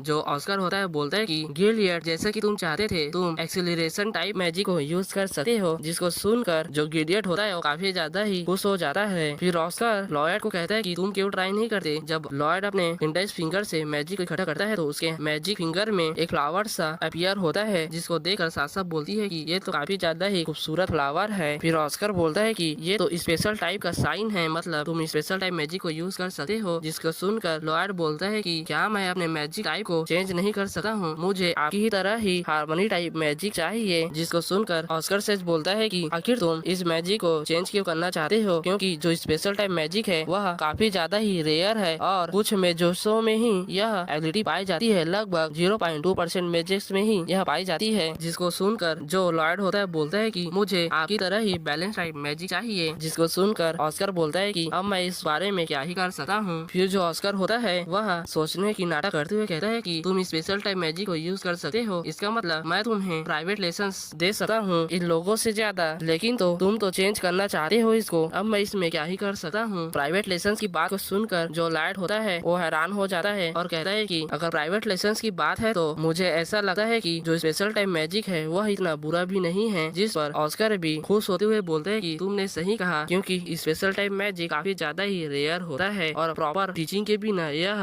बिल्कुल बेकार है। जिसको सुनकर जो लॉयड होता है वह बोलता है कि तो आप मुझसे प्रॉमिस करते हो कि आप मुझे ज्यादा लेसन्स दोगे। जिस पर जो ऑस्कर होता है वह प्रॉमिस करते हुए बोलता है कि ठीक है, और हमें ऑस्कर क्रसियन को दिखाया जाता है जो कि दूर से ही इन सब को देख रहा होता है और कहता है कि जो लॉयड है वह सच में काफी ज्यादा ही बेवकूफ लड़का है, इसका नेक नेम द प्रॉमिस मैन है। फिर मुस्कुराते हुए कहता है कि इस बात से कोई फर्क नहीं पड़ता कि वह कितना भी मैच्योर हो जाता है, वह मेरे लिए अब भी एक बच्चा ही है। फिर हमें एक अलार्म बजने की आवाज आता है और हमें ऑस्कर क्रसियन को दिखाया जाता है। अब मैं इसको ऑस्कर ही बोलूंगा क्योंकि ऑस्कर से यहाँ से चला गया है। फिर ऑस्कर से उड़ते हुए कहता है कि क्या मैं उस सपने से बाहर आ गया। तभी एक अनाउंसमेंट होती है और ऑस्कर क्रसियन को जो मिस ऑस्कर क्रसियन है 4202 लैब में जल्द से ही जल्द बुलाया जाता है। जिसको सुनकर ऑस्कर उड़ता है और वहाँ से जाने लगता है और कहता है कि मेरे पास अभी 8 फिजिकल सर्किट बचा हुआ है जिसको मुझे एक्टिवेट करना है। अगर हम ड्रीम की बात करें तो ड्रीम में क्या हुआ मुझे अच्छे से याद है, लेकिन किस तरह से ही मेरा माना सर्किट ठीक हुआ वो मुझे याद नहीं है और मैं अब लेवल 2 में पहुंच चुका हूँ। फिर डोर को नॉक करने लगता है और कहता है कि क्या मैं अंदर आ सकता हूँ। फिर वो अंदर भी चला जाता है। जिस पर एल्डर मैक्सिन पूछता है कि ऑस्कर आखिर तुम कैसे फील कर रहे हो। अगर हम फ्रांस की बात करें तो उसके हिसाब से तुम्हारा जो मेमोरीज है वह थोड़ा सा इरेज हो चुका है ना। जिस पर ऑस्कर भी हामी भर देता है और फिर हमें एल्डर मैक्सिन के बारे में बताया जाता है। यह व्हाइट टावर एल्डर है, इसका नाम मैक्सिम बिशक है, यह 45 साल का है। फिर जो ऑस्कर होता है अपने मन में सोचता है कि जो यह है वह मेरा जूनियर है, लेकिन फिर भी ये मुझसे बड़ा है और मैं इससे छोटा हूँ और इसने काफी ज्यादा ही लेट व्हाइट टावर को ज्वाइन किया था मेरे आने से कई गुना बाद। और अगर मैं हॉनेस्टली कहूँ तो मुझे ऐसा लगता है कि जो इसका फ्यूचर है वह काफी ब्राइट होगा और यह सब सोच कर वह मुस्कुरा रहा होता है। फिर हमें पास्ट का कुछ सीन दिखाया जाता है जिसपे जो मैक्सिन होता है वह ऑस्कर सेज को फॉलो कर रहा होता है सीनियर कहकर और ऑस्कर सेज बोलता है कि हमेशा यह मुझको टावर मास्टर करके बुलाया करता था और यह मुझे काफी ज्यादा क्यूट लगता था। और यह सब सोचकर ऑस्कर क्रसियन मुस्कुराने लगता है और अपने मन में ही कहता है कि इसने सर काफी ज्यादा ही हार्ड वर्क किया है और इसकी जितनी उम्र में यह लेवल को अचीव किया है वह काफी ज्यादा इम्प्रेसिव है और यह हंस रहा होता है। जिसको देखकर जो मैक्सिन होता है वह बोलता है कि आखिर तुम हंस क्यों रहे हो। फिर जो एल्डर मैक्सिन होता है वो ऑस्कर क्रसियन को बताते हुए कहता है कि मुझे एक रिपोर्ट मिली है जिसमें गॉर्डन फैमिली का जो बॉस है और एक्टिंग हेड है वह मर चुके हैं या कहा जाए तो उनको किसी ने मार दिया है। जिसको सुनकर जो ऑस्कर होता है वह थोड़ा सा हैरान होता है। फिर जो मैक्सिन होता है आगे कहता है कि क्या तुम्हें इसके बारे में कोई भी आइडिया है कि इसे किसने किया है। जिसको सुनकर जो ऑस्कर होता है वह कहता है कि मुझे कुछ भी आइडिया नहीं है कि यह किस लिए हुआ, लेकिन मुझे ऐसा लगता है कि इसके पीछे जरूर कोई न कोई रीजन होगा जिसके कारण ही वे लोग मारे गए। फिर बताते हुए कहता है कि यह इसीलिए हुआ क्योंकि वे लोग ने मुझे एसेसिनेट करने की कोशिश की। जिसको सुनकर जो मैक्सिन होता है वह हैरान होता है। फिर जो ऑस्कर होता है वह बुक पकड़ते हुए कहता है कि उन्होंने जो मुझे एलेक्सर दिया था वह पॉइजनस था जिससे उन्होंने मुझे एसेसिनेट करने की कोशिश की। जिसको सुनकर मैक्सिन बोलता है कि तो इसीलिए तुमने उन्हें मार डाला क्योंकि उन्होंने तुम्हें ऑलमोस्ट मार दिया था। और ऑस्कर भी हामी भरते हुए कहता है कि मैं बस उनसे बात करने गया था लेकिन उन्होंने मुझे मारने की कोशिश की। फिर जो ऑस्कर होता है वह उनकी स्टोर से जो डॉक्यूमेंट डॉक्यूमेंट लाया था उसको मैक्सिन को दे देता है। मैक्सिन भी देखता है, फिर चुप रहता है। फिर जो ऑस्कर होता है वह मनी को भी उसके सामने रख देता है। यह जो मनी है उनको मिला था मुझको असैसिनेट करने के बदले। और आगे कहता है कि जो लेजर थे वह कॉन्ट्रैक्ट लेकर किलिंग का काम करते थे। इन सभी बातों को सुनकर जो मैक्सिन होता है वह कहता है कि मैं समझ गया, मैं इसको सेल्फ डिफेंस करके इस एक्सीडेंट को क्लोज कर दूंगा तुम्हारे बिहाफ में। जिस पर ऑस्कर भी कहता है कि मैं आपके प्रति काफी ज्यादा ही ग्रेटफुल होऊंगा। फिर ऑस्कर आगे कहता है कि मुझे खुशी होगी कि मैं आपसे एक पर्सनल फेवर मांगू, क्या आप मुझे देंगे? फेवर की बात को सुनकर मैक्सिन थोड़ा सा हैरान होता है। ऑस्कर आगे कहता है कि मुझे खुशी होगी कि मैं मैजिक टावर मास्टर से मिलूं, क्या आप मुझे उनसे मिला सकते हैं? जिसको सुनकर मैक्सिन थोड़ा सा हैरान होता है। फिर बोलता है कि यह ज्यादा डिफिकल्ट नहीं होगा, तुम उससे डिस्कशन कर सकते हो मैजिक के बारे में। फिर मैक्सिन आगे कहता है कि हालांकि तुम उससे तभी मिल सकते हो जब वह अपने 6 मंथ लेटर के बाद जब आएंगे। मैक्सिन की इस बात को सुनकर जो ऑस्कर होता है वह काफी ज्यादा हैरान होता है और कहता है कि आखिर क्यों, और अपने मन में कहता है कि उस टाइम तक तो जो व्हाइट नाइट फेस्टिवल है वो तो स्टार्ट हो चुका होगा। मैक्सिन एडलर रीजन बताते हुए कहते हैं कि वह बिजनेस ट्रिप से बाहर गए हैं इम्पोर्टेंट कमीशन के लिए। जिस पर ऑस्कर कहता है कि आखिर क्यों मैजिक टावर मास्टर उस जैसा माइनर काम कर रहे हैं, क्या जो हाई मेज है वह अब्सेंट है इसलिए? जिसको सुनकर जो मैक्सिन होता है बोलता है कि हाँ मुझे पता है यह काफी ज्यादा ही शर्मनाक है, लेकिन क्या ही कर सकते हैं। फिर ऑस्कर बोलता है कि मुझे माफ करना मेरे रूडनेस के लिए, क्या मैं जान सकता हूँ कि जो व्हाइट टावर मास्टर है उसका लेवल क्या है अभी? जिसको सुनकर मैक्सिन जवाब देते हुए कहते हैं कि वह भी 7 लेवल का हाई मेज है। जिसको सुनकर ऑस्कर कहता है कि समझ गया, और अपने मन में कहता है कि जब मैं उसके एज था तब मैं लेवल 9 का मेज था, लेकिन वह अभी 7 का है। अगर सासा की बात की जाए तो एटलीस्ट उसको 8 लेवल भी होना चाहिए था। मैक्सिन आगे बोलता है एनीवे जो रिपोर्ट स्टेट है क्रॉस सेक्शन कॉप्स का वह काफी ज्यादा क्लीन है, क्या तुमने वापिस से अटैक मैजिक को प्रैक्टिस करना शुरू कर दिया है? जिस पर ऑस्कर भी हामी भरता है। एल्डर मैक्सिन आगे कहता है कि अगर ऐसी बात है तो तुम अब यहाँ से जा सकते हो। फिर ऑस्कर वहाँ से जाने लगता है और तभी वहाँ से एक ओल्ड मैन आने लगता है अंदर, जिसको देखकर जो मैक्सिन होता है वह बोलता है कि मैजिक टावर वाइस मास्टर, क्या आप यहाँ पर आए हुए हैं? आखिर आपको किस चीज ने यहाँ पर लाया है? जिस पर मुस्कुराते हुए कहता है कि मैं यहाँ पर आया हूँ जिससे तुम उस बच्चे के ऊपर ज्यादा स्ट्रिक्ट न हो, लेकिन ऐसा लगता है कि मैं लेट हो गया हूँ। फिर हमें इस ओल्ड मैन के बारे में बताया जाता है। ये वाइस मास्टर है व्हाइट टावर का हैमेल ग्लिम विच। मैक्सिन बोलता है कि मैं बस उसको थोड़ा सा चमका रहा था जिससे वह कोई भी ट्रबल में ना पड़े। जिस पर ओल्ड मैन बोलता है कि मुझे पता है तुम सही हो, लेकिन फिर भी मैं यहाँ आया था क्योंकि मुझे उसकी चिंता थी, तुम्हें उसको ज्यादा नहीं डांटना चाहिए था। मैक्सिन मुस्कुराते हुए कहता है कि लेकिन फिर अपने मन में फास्ट की बातों को सोचते हुए कहता है कि अगर उस दिन की बात की जाए तो जो उसका बेसिक मैजिक था वह काफी ज्यादा ही स्ट्रॉन्ग था, उसने उस सब को परफेक्ट कर लिया है, वो भी कुछ ही दिनों में। सच में वह काफी ज्यादा ही हार्ड वर्क करता है। और यही सेम बात वह ओल्ड मैन को भी कहता है। जिस पर जो ओल्ड मैन होता है वो कहता है कि यह सुनकर मुझे काफी खुशी हुई। तो चलो अब हम एल्डर मीटिंग में चलते हैं। जो एल्डर फिडेलिना है वह ऑलरेडी हमारा वेटिंग कर रही होगी। फिर मैक्सिन भी वहाँ से उठते हुए कहता है कि चलो चलते हैं। फिर हमें किसी की आवाज आती है, यह तो 10th फ्लोर है और यह ऑस्कर होता है। और यहाँ पर यह डोलते हुए कहता है कि मैंने अपने ड्रीम में यही जगह को देखा था, इसीलिए मैं यहाँ पर आ गया। ये तो थोड़ा बहुत चेंज हो चुका है। फिर हमें उस ओल्ड मैन को दिखाया जाता है, पीछे से आ रहा होता है, यह शायद गार्डनर है। और यह आते हुए बोलता है कि फिर यह ओल्ड मैन ऑस्कर के पास आता है और कहता है कि यंग सर ऑस्कर, अगर आप यहाँ पर आए हैं, इसके बात को पूरा नहीं होने देता। और ऑस्कर इससे पूछ लेता है कि आखिर तुम कौन हो? जिसको सुनकर यह ओल्ड मैन बोलता है कि जैसा कि मैंने रूमर्स में सुना था, लगता है कि आप अपने याददाश्त को भूल चुके हो। मैं हूँ मैजिक टावर फैकल्टीज का विल्टर, जो कि इस फैकल्टी को मैनेज करता है। क्या आपको सच में याद नहीं है कि आप मुझसे यहाँ पर बातचीत करने के लिए आते थे? ऐसा लगता है जो रूमर्स है वह बिल्कुल सही है। रूमर्स की बात को सुनकर जो ऑस्कर होता है वह काफी ज्यादा हैरान होता है और कहता है कि क्या तुम मुझे बता सकते हो कि जो ये रूमर्स है वह कहाँ तक फैल चुका है? जिस पर ओल्ड मैन भी कुछ नहीं कह पाता और हंसने लगता है। फिर ऑस्कर जो होता है कहता है कि आपका क्या मतलब है कि यंग सर ऑस्कर से? जिसका जवाब देते हुए ओल्ड मैन कहता है कि मैं यहाँ तब से काम कर रहा हूँ जब जो प्रीवियस मैजिक टावर मास्टर था तब यहाँ था, इसलिए मैं उसके जैसे नाम वाले बंदे को रिस्पेक्ट हमेशा देता हूँ। जिसको सुनकर जो ऑस्कर होता है वह थोड़ा सा हैरान होता है। फिर मुस्कुराकर कहता है कि ये तो काफी ज्यादा ही ग्रेट बात है, क्या हम अब आगे बात कर सकते हैं? क्या अब मेरे कन्वर्सेशन बड़ी बनेंगे? जिस पर ओल्ड मैन मुस्कुराते हुए कहता है कि मैं आपके लिए काफी ज्यादा थैंकफुल हूँ कि आपने मुझे यह कहा। मैं यहाँ से जल्द ही चला जाऊंगा, तब तक मैं आपसे बातें कर सकता हूँ। जिस पर जो ऑस्कर होता है पूछता है कि आप आखिर कहाँ जा रहे हो? लगभग 40 साल हो चुके हैं जब से मैं यहाँ काम कर रहा हूँ। ऑस्कर बोलता है तो क्या इसमें कोई प्रॉब्लम है? ओल्ड मैन जवाब देते हुए बोलता है कि जब से मैं यहाँ काम कर रहा हूँ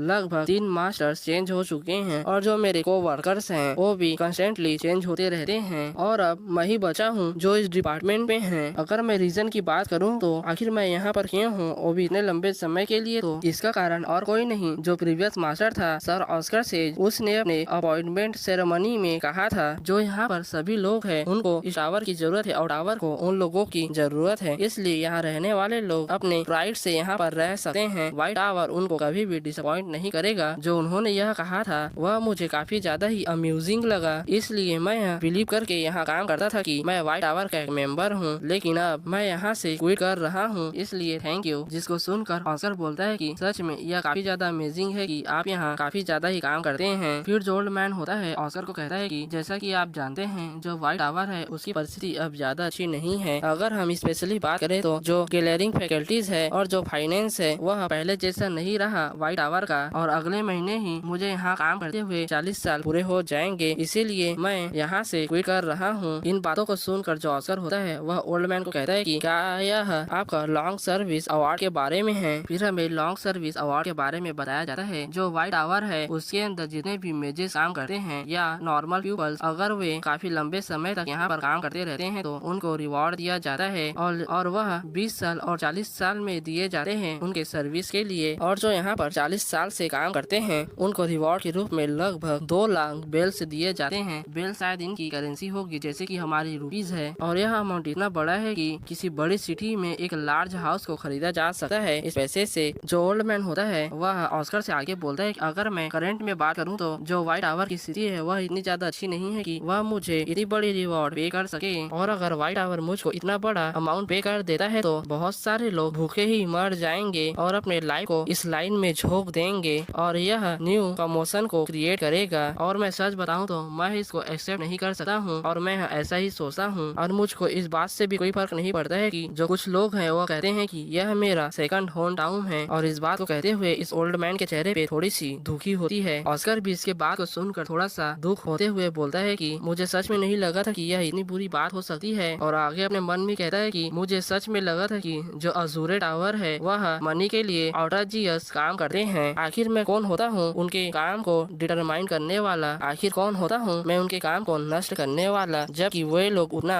अर्न करने में एबल है। और अगर मैं अपनी बात करूँ तो मैं तो वह हूँ जिसके पास केवल टाइटल्स है। वार हीरो और मेकिंग सेवर्स और सेवियर ये दोनों ही काफी ज्यादा ही ऑनरेबल टाइटल्स हैं मेरे लिए, लेकिन यह सब व्यर्थ है। जो यहाँ के लिए काम करते हैं उनके पेट भरने के लिए, जो अपनी सारी जिंदगी यहाँ पर काम करके बिता देते हैं, उनको मैं रिवार्ड के रूप में कुछ भी नहीं दे सकता हूँ। तभी जो ओल्ड मैन होता है वह ऑस्कर का वार देता है। तभी जो ऑस्कर होता है अपनी इमेजिनेशन से बाहर आता है और जो ओल्ड मैन होता है वह कहता है कि आखिर क्यों आप अपने मुट्ठी को इतना तेजी से बंद किए और ताकत लगाए, देखो आपके हाथ से ब्लीडिंग होने लगी है। अगर हम 2 हफ्ते पहले की बात करें तो आप पहले इन्फर्मरी में जाओ और मेडिसिन ले लो। फिर जो ऑस्कर होता है वह इस ओल्ड मैन से कहता है कि मुझे खुशी होगी कि हम आगे ही ऐसी कन्वर्सेशन करते रहें और आप मेरे कन्वर्सेशन बड़ी बने। जिसको सुनकर जो ओल्ड मैन होता है वह थोड़ा सा हैरान होता है। फिर ऑस्कर कहता है कि आपको कोई भी जरूरत नहीं है इस जगह को छोड़ने की, यहाँ पर एक रास्ता है। मैं आपके लिए मेक श्योर करूंगा कि ये जो मेथड होगा इससे मैं बहुत सारे मनी को अर्न कर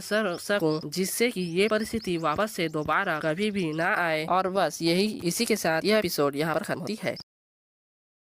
आगे हम देखते हैं ऑस्कर को जो कि पिछले दिन जो कुछ भी उसने कहा था उन सब को सोचकर वह काफी ज्यादा ही एम्बेरस हो रहा होता है और अपने मन में कहता है कि आखिर उस दिन मैंने ये क्या कह दिया था, आखिर मैं उस समय क्या सोच रहा था। चलो इन सब को छोड़ो, अब मुझे पैसे कमाने के बारे में अब सोचना चाहिए। मेरे पास 3 तरीके हैं, पहला रिसर्च, दूसरा लेक्चर और तीसरा कमीशन। इन सब तरीकों से मैं पैसे कमा सकता हूँ, लेकिन जो प्रॉब्लम है वो मुझे पैसे कौन देगा, और तो और मैं तो सिर्फ 2 लेवल का ही मैजिशियन हूँ। फिर आगे न्यूज़पेपर को पढ़ते हुए कहता है कि मुझे ऐसा कोई भी बिजनेस खोजना होगा जिससे मैं काफी बड़ा पैसा कमा सकूं। मुझे लगता है कि पोशंस इसके लिए सबसे बेस्ट होगा। फिर किसी चीज को देखता है, हैरान होता है, फिर न्यूज़पेपर को देखते हुए कहता है कि ये तो। फिर यहाँ से हमारा सीन डायरेक्ट शिफ्ट होता है और हमें दिखाया जाता है व्हाइट टावर मास्टर का रूम। फिर हमें इन्हें दिखाया जाता है जिसमें एल्डर मैक्सिन और ये जो औरत है वो मेडेलिन है, और वहाँ पर एल्डर बैठा हुआ होता है। और जो एल्डर एडेलिन है वो कहती है कि इस बार मैं इन सभी चीजों को ड्रोन नहीं कर सकती हूँ। ये सब काफी ज्यादा ही शर्मनाक है। जिस पर एल्डर मैक्सिन कहता है कि मुझे पता है कि ये सब गलत है। जिस पर फिडेलिना कहती है कि तो क्या हुआ, गुस्से के साथ कहती है। और हमें इसके बारे में बताया जाता है यह व्हाइट टावर एल्डर इंचार्ज है, वो भी फाइनेंस का, और इसका नाम एडेलिना है। मैक्सिन बोलता है कि वेल जो रिफ्लेक्टिंग का कल्प्रिट है वो तो इसके बात को पूरा नहीं होने देता। और फिडेलिना कहती है कि तो क्या हुआ, तुमने बस उस बच्चे को ऐसे ही जाने दिया, अगर ऐसा ही चलता रहा तो उसका जो हैबिट है वो खराब हो जाएगा। और ये सब ये चिल्लाकर बोल रही होती है। तभी जो एल्डर मैक्सिन होता है वो चाय पीते हुए कहता है कि तुम्हें उसके बारे में चिंता करने की कोई भी जरूरत नहीं है। अब मैं तुम्हें गारंटी देता हूँ कि अब वह कुछ भी हमारे टावर से नहीं चुराएगा। जिसको सुनकर जो फिडेलिना होती है वो काफी ज्यादा चिढ़ जाती है और चिल्लाते हुए कहती है कि तुम जो हो सिर्फ उसके ही पक्ष ले रहे हो, चलो अब उस किड को आइसोलेशन में भेज दो। जिस पर जो मैक्सिन होता है वो भी चिढ़ते हुए बोलता है कि ये पॉइंट नहीं है, आखिर मैं एक लेवल के मैजिशियन को कैसे ट्रेनिंग आइसोलेशन में भेज सकता हूँ। इन दोनों को ऐसे लड़ते हुए देखकर जो वाइस टावर मास्टर होता है वह चाय पीते हुए इन दोनों को शांति से देख रहा होता है। फिर जो ओल्ड मैन होता है वो कहता है कि जैसा कि एल्डर मैक्सिन ने कहा, जो ट्रेनिंग आइसोलेशन है वो काफी ज्यादा ही उस बच्चे के लिए हार्श हो जाएगा। ये सब उसके लिए बस टॉर्चर के ही बराबर होगा। जिस पर जो फिडेलिना होती है वो कुछ बोलने की कोशिश तो करती है, लेकिन जो एल्डर होता है उसको सुनाते हुए बोलता है कि चलो उसके बदले उस बच्चे को बोलते हैं कि जो उसने पैसे यूज किए हैं रिसर्च फीस के रूप में उसको 3 टाइम्स पे करेगा। जिस पर फिडेलिना बोलती कि बस 3 टाइम्स। फिर एल्डर बोलते हैं कि चलो इस टॉपिक को अब छोड़ो, दूसरे टॉपिक पर चलते हैं। फिर जो एल्डर फिडेलिना होती है वो शांत होती है और कहती है कि हमारे पास थोड़ा सा ही पैसा बचा हुआ है, हमें जल्द से जल्द कोई ना कोई डिसीजन लेना ही होगा। फिर काउच पर बैठते हुए कहती है कि यहाँ पर बहुत सारे फैकल्टीज है जिसको हम यूज करते हैं। अगर क्या होगा कि हम उसके पोर्शंस, प्रोडक्शन और इक्विपमेंट्स को बेच देते हैं तो हम 3 मंथ्स तक बिना किसी दिक्कत के रह सकते हैं, अदरवाइज यह टावर शट डाउन हो जाएगा। जिस पर ओल्ड मैन यानी कि एल्डर बोलते हैं कि मैं इसके लिए परमिट नहीं दे सकता हूँ। फिर एल्डर शांति से बोलता है कि ये बस एक मैजिक टावर है, यहाँ पर जो मेज होते हैं वो मैजिक को स्टडी करने के लिए आते हैं और अपने नॉलेज को शेयर करते हैं। यहाँ पर कोई भी जरूरत नहीं है फ्रेश एयर को बेचने की। हम लोग अपने फ्यूचर को सेल नहीं करते हैं और हम लोग इतने भूखे भी नहीं है पैसों की। जिस पर एल्डर फिडेलिना बोलती है कि क्या हमारे पास फ्यूचर भी है। जिस पर मैक्सिन चिल्लाते हुए कहता है कि जो तुम बोल रही हो उसको सोच समझ के बोलो। फिर फिडेलिना बोलती है कि हमें वेट करते हुए लगभग 20 साल हो चुके हैं वाइस टावर मास्टर, अब हमें एक्सेप्ट कर लेना चाहिए कि अब सिर्फ एक जीनियस ही है जो हमारे टावर को सेव कर सकते हैं और जो जीनियसेस हैं वो अब हमारे टावर्स में नहीं आते हैं। जिस पर जो एल्डर भी होता है वह कुछ भी नहीं बोल पाता है और चुप रहता है। फिर कुछ बोलने की कोशिश करता है, जिस पर फिडेलिना उसके बात को काटते हुए कहती है कि अब क्या। तभी उनके जो डोर होता है उसको कोई नॉक करने लगता है। जिस पर जो फिडेलिना होती है वो बोलती है कि आखिर कौन है, हम लोग अभी मीटिंग पर है। एल्डर बोलता है कि चलो अंदर भी आ जाओ, अब हम देखते हैं। और ये कोई नहीं ऑस्कर होता है जो कि अंदर आते हुए कहता है कि हेलो मैं हूँ ऑस्कर क्रसियन। और अंदर आते हुए एल्डर को बोलता है कि मेरे पास एक सजेशन है, चलो मुझे अब एक बिजनेस भी स्टार्ट करने दो। जिसको सुनकर सभी हैरान होते हैं और एल्डर फिडेलिना पीछे से चिल्लाते हुए बोलती है कि क्या तुम मुझसे मजाक कर रहे हो, क्या तुम्हें याद नहीं है कि तुमने रिसर्च फीस के रूप में कितना ज्यादा पैसे लिए हैं पिछले कुछ दिनों में और अब तुम एक बिजनेस स्टार्ट करने वाले हो। एल्डर फिडेलिना काफी ज्यादा ही गुस्सा होती है। फिर जो ऑस्कर होता है वो पुराने न्यूज़पेपर को देते हुए कहता है कि मैं कुछ समय पहले पुराने आर्टिकल को पढ़ रहा था वो पुराने न्यूज़पेपर में, और मैंने देखा कि जो विंसी स्टेट है वो लॉकडाउन हो चुका है क्योंकि वहाँ पर बहुत टेरिबल फ्लू का आउटब्रेक हुआ है। जिस पर एल्डर न्यूज़पेपर को देखते हुए बोलता है कि मैंने भी इसके बारे में सुना है और देखा है। जो पेपर है इसको कैडेना फ्लू भी कहते हैं। यह सच में काफी ज्यादा ही टेरिबल न्यूज है और यह सच है कि जो कैडेना फ्लू है वो फैल चुका है। अगर हम वर्तमान की बात करें तो यहाँ पर उसका कोई भी वैक्सीन नहीं है, और अगर 20 साल पहले की बात करें तो व्हाइट टावर के पास इस फ्लू का वैक्सीन हुआ करता था तो कोई भी इशू नहीं था, लेकिन जो रेसिपी है वह 20 साल पहले ही खो चुकी है। जिस पर ऑस्कर भी हामी भरते हुए कहता है कि जो असूरे टावर है यहाँ तक कि वो भी इसको रेप्लिकेट नहीं कर पाया, इसलिए मैं अब इसको स्टार्ट करने वाला हूँ। मैं सोच रहा था कि इसका वैक्सीन बनाऊं। जिसको सुनकर जो एल्डर होता है वो थोड़ा हैरान होता है और ऑस्कर कहता है कि मैं इसके वैक्सीन को बनाकर सेल करना चाहता हूँ। हाँ मुझे पता है कि ये कुछ ऐसा है जिस पर व्हाइट टावर का पास्ट में काफी ज्यादा ही मोनोपोली था। मैं चाहता हूँ कि मैं इस मोनोपोली को वापस से रिवाइव करूँ। जो एल्डर फिडेलिना होती है ऑस्कर के बातों को सुनकर कहती है कि तुम्हारी बात तो वर्थ ही नहीं है सुनने के लिए, और आगे कहती है कि जो सभी मैजिक टावर हैं और सभी फार्मासिस्ट कंपनीज है वह इसके लिए काफी ज्यादा ही मनी को इन्वेस्ट किया है और लेबर्स को भी, लेकिन कोई भी एबल नहीं हुआ उस वैक्सीन को रेप्लिकेट करने में। में लास्ट 20 साल में। लेकिन तुम कह रहे हो कि जिसे 20 साल से कोई भी नहीं कर पाया उसे तुम करके दिखाओगे, तुम्हारे जैसा बच्चा जो कि सिर्फ 20 साल का ही है। और यह सब ये गुस्से के साथ कह रही होती है। फिर ऑस्कर फैटेलिना की तरफ मुड़ता है और उसको जवाब देते हुए कहता है कि वे सब फेल हो चुके हैं और मैं सिर्फ अभी 20 साल का हूँ, लेकिन इससे कोई फर्क नहीं पड़ता। आखिर मैं एक जीनियस हूँ और यह मैं कर सकता हूँ। और यह काफी ज्यादा ही कॉन्फिडेंस के साथ यह सब बोल रहा होता है, जिसको देखकर ये काफी ज्यादा चिढ़ जाती है और चिल्लाने लगती है और कहती है कि क्या तुम मुझसे मजाक कर रहे हो? तुमने पिछले मंथ रिसर्च फीस के रूप में लगभग 7,23,000 बेल्स लिए थे और जो 25,000 बेल्स है उसको तुम एक इलीगल एलेक्जर को बाय करने के लिए थे, और तुम अब भी कह रहे हो कि तुम ये सब करोगे और तुमको पैसे कौन देगा? जो नॉर्मल फार्मर्स होते हैं उनका भी सालाना पैसा ओनली 20,000 ही होता है, वो भी टैक्स के बाद। और आगे कहती है कि तुम अपने आप को जीनियस कहते हो, तुम्हें पता भी है कि तुम्हारे कारण कितना भी ज्यादा पैसा ही खर्च हुआ है। और यह सब काफी ज्यादा ही गुस्से के साथ कह रही होती है। फिर जो एल्डर होता है फैटेलिना को शांत रहने के लिए बोलता है। फैटेलिना भी शांत हो जाती है और एल्डर जो होता है कहता है कि ऑस्कर, मैं तुम्हारे इस बिजनेस में व्हाइट टावर की तरफ से इन्वेस्ट नहीं कर सकता हूँ, वरना अदर्स मैच को कैसे अपॉर्चुनिटी मिलेगी। और एडिलिना, मुझे पता है कि तुम इंचार्ज हो फाइनेंस की, लेकिन तुम इस समय काफी ज्यादा ही रूड हो रही हो। जिस पर एडिलिना भी एपोलॉजी मांगती है, जिसको देखकर जो ऑस्कर होता है वो अपने मन में सोचता है कि मुझे लगा ही था कि ये मुझसे इतना ज्यादा नफरत क्यों करती है, तो यह फाइनेंस की चार्ज है, इसीलिए यह मेक सेंस बनाता है कि मैंने कुछ भी वर्थ वाइल काम नहीं किया लास्ट 2 इयर्स में आफ्टर ऑल, इसलिए यह मुझसे नफरत करती है। हालांकि एल्डर से बोलता है कि मैं इसमें काफी ज्यादा ही निश्चित हूँ कि मैं यह कर सकता हूँ, प्लीज हमें कंसीडर करें। जो और अपने मन में ही बोलता है कि जो बॉडी का ओनर है और मैं हूँ वो दोनों ही डिफरेंट हैं। फिर एडलर जो होता है ऑस्कर से कहता है कि तो यही रीजन है कैडेना फ्लो जिसके कारण तुम इतने ज्यादा ओवर कॉन्फिडेंस हो। जिस पर ऑस्कर भी हामी भरते हुए कहता है कि चलो अब न्यूज पेपर के जो सेकंड पेज है उसको देखो। एडलर भी न्यूज पेपर के पेज को देखने लगता है और कहता है कि एल्टेरा ऑर्डर आर्कबिशप वेल्डविन जो कि सडनली प्लान किए है पिलग्रिम आने की। फिर ऑस्कर भी बोलता है कि हाँ आपने सही कहा, जो वो है वह सिरिन जा रहा है 4 महीनों के लिए प्रेयर की ब्लेसिंग करने के लिए। क्या यह स्ट्रेंज नहीं है? और आप तो जानते हैं कि वह एक ऐसा बंदा है जो कि बड़े बड़े सिटीज में भी ओनली सिर्फ 1 महीनों के लिए ही रुकता है, लेकिन फिर भी अब फिर हमें एल्टेरा वर्शिप के बारे में बताया जाता है कि जो एल्टेरा ऑर्डर है वह मदर ऑफ अर्थ को टेरा को वर्शिप करती है। यहाँ पर ओनली 7 आर्क बिशॉप है इस ऑर्डर में। वो लोग दूसरे लोगों और एल्डरों से ज्यादा ही इनकरप्टिबल और डिग्निटीफाइड हैं, और ये 7 ही हैं जो कि इस ऑर्डर की लीडर्स हैं। लेकिन जो रियलिटी है वह इससे भी कई बढ़कर है। जो ऑर्डर है वह अब एक कार्डिनल बन चुका है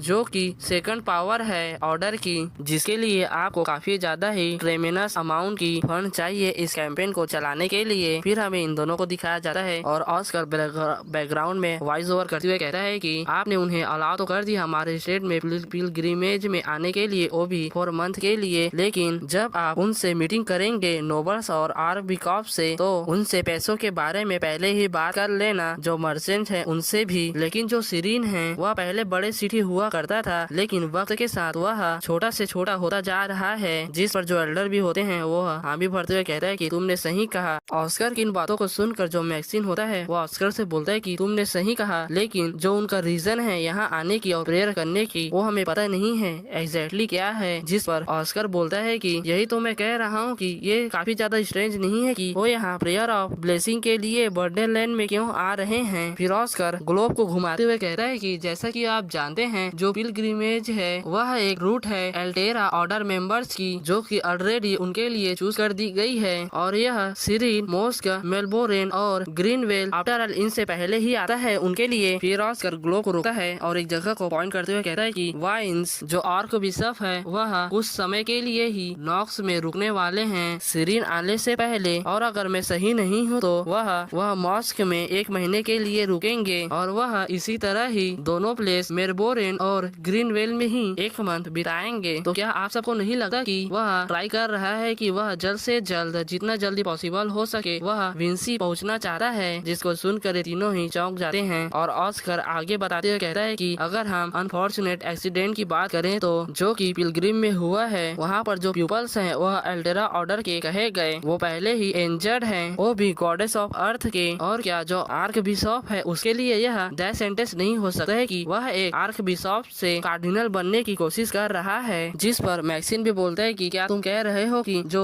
आर्क बिशॉप वेल्डिंग है वह पहले से जानता था कि वह कैडिना फ्लू विंसी में फैलने वाला है और वह समय बता रहा है कि कब फ्लू खत्म हो और वह कब वहाँ पर आके सबको डाउन करे, जिस पर ऑस्कर भी हामी भरता है। फिर जो फेडेलिना है वह भी बोलती है कि वेल तुम काफी ज्यादा ही अच्छे हो एनालाइज करने में, जैसा कि एक थ्योरी में से एक्सपेक्टेड था, लेकिन फिर भी यह बस एक थ्योरी है तुम्हारी। जिस पर ऑस्कर भी बोलता है कि वेल आपने सही कहा। फिर जो एल्डर होता है वो बोलता है कि मैं समझ रहा हूँ कि तुम क्या बोलना चाहते हो, लेकिन मैं ऑफिशियली तुम्हें स्पॉन्सर नहीं कर सकता हूँ। जिस पर ऑस्कर थोड़ा हैरान होता है। फिर एल्डर बोलता है कि मैं सच में तुम्हें फंड करने के लिए एबल नहीं हूँ, अगर मैं ऐसा करूँगा तो हाउएवर खुश होते हुए बोलता है कि मैं अपने पर्सनल मनी को तुम्हारे बिजनेस में इन्वेस्ट कर सकता हूँ और पैसे निकालता है। फेडेलिना एल्डर को रोकने की कोशिश करती है। फिर एल्डर बोलता है कि चलो कोई बात नहीं, मैं ये कर सकता हूँ। एल्डर आगे बोलता है कि मुझे लगता है कि 30,000 बेल्स तुम्हारे लिए इनफ होने चाहिए। 3000 बेल्स को देखकर जो ऑस्कर होता है वो खुश होता है। फिर अपने मन में कहता है कि नहीं, ये इनफ नहीं है, ये तो बिल्कुल भी आसपास नहीं है जितना मैं चाहता था। फिर यहाँ से सीन शिफ्ट होता है और हमें इसके लैबोरेटरी का सीन दिखाया जाता है, पोशन प्रोडक्शन चेम्बर का। और यहाँ पर ऑस्कर अपने सर को पकड़कर काफी ज्यादा निराश होता है। फिर इक्विपमेंट्स को देखते हुए कहता है कि जो इक्विपमेंट्स है वो काफी ज्यादा ही अच्छे हैं। वेल मुझे लगा था कि वह प्लान काम कर जाएगा, लेकिन कोई बात नहीं, मेरे पास प्लान बी भी है। ऑस्कर जो होता है वह फ्रांस को देखता है जो कि सामान लेकर जा रहा होता है। उसको देखकर बोलता है कि सच में ये तो काफी ज्यादा ही हार्ड वर्क करता है। तो चलो अब आर्क बिशॉप के लिए एक कैनेडल फ्लू का वैक्सीन बनाते हैं, जिसका सैंपल हम आर्क बिशॉप को देंगे, क्योंकि वही है अभी के समय में जो कि कैडना फ्लू से सबसे ज्यादा सफर कर रहा है। फिर ग्रीन ग्लासेस को पहनता है और कहता है कि यही सबसे बेस्ट वे है अपने मनी को बनाने का। फिर खुश होते हुए बोलता है कि चलो अब वैक्सीन को बनाते हैं अभी।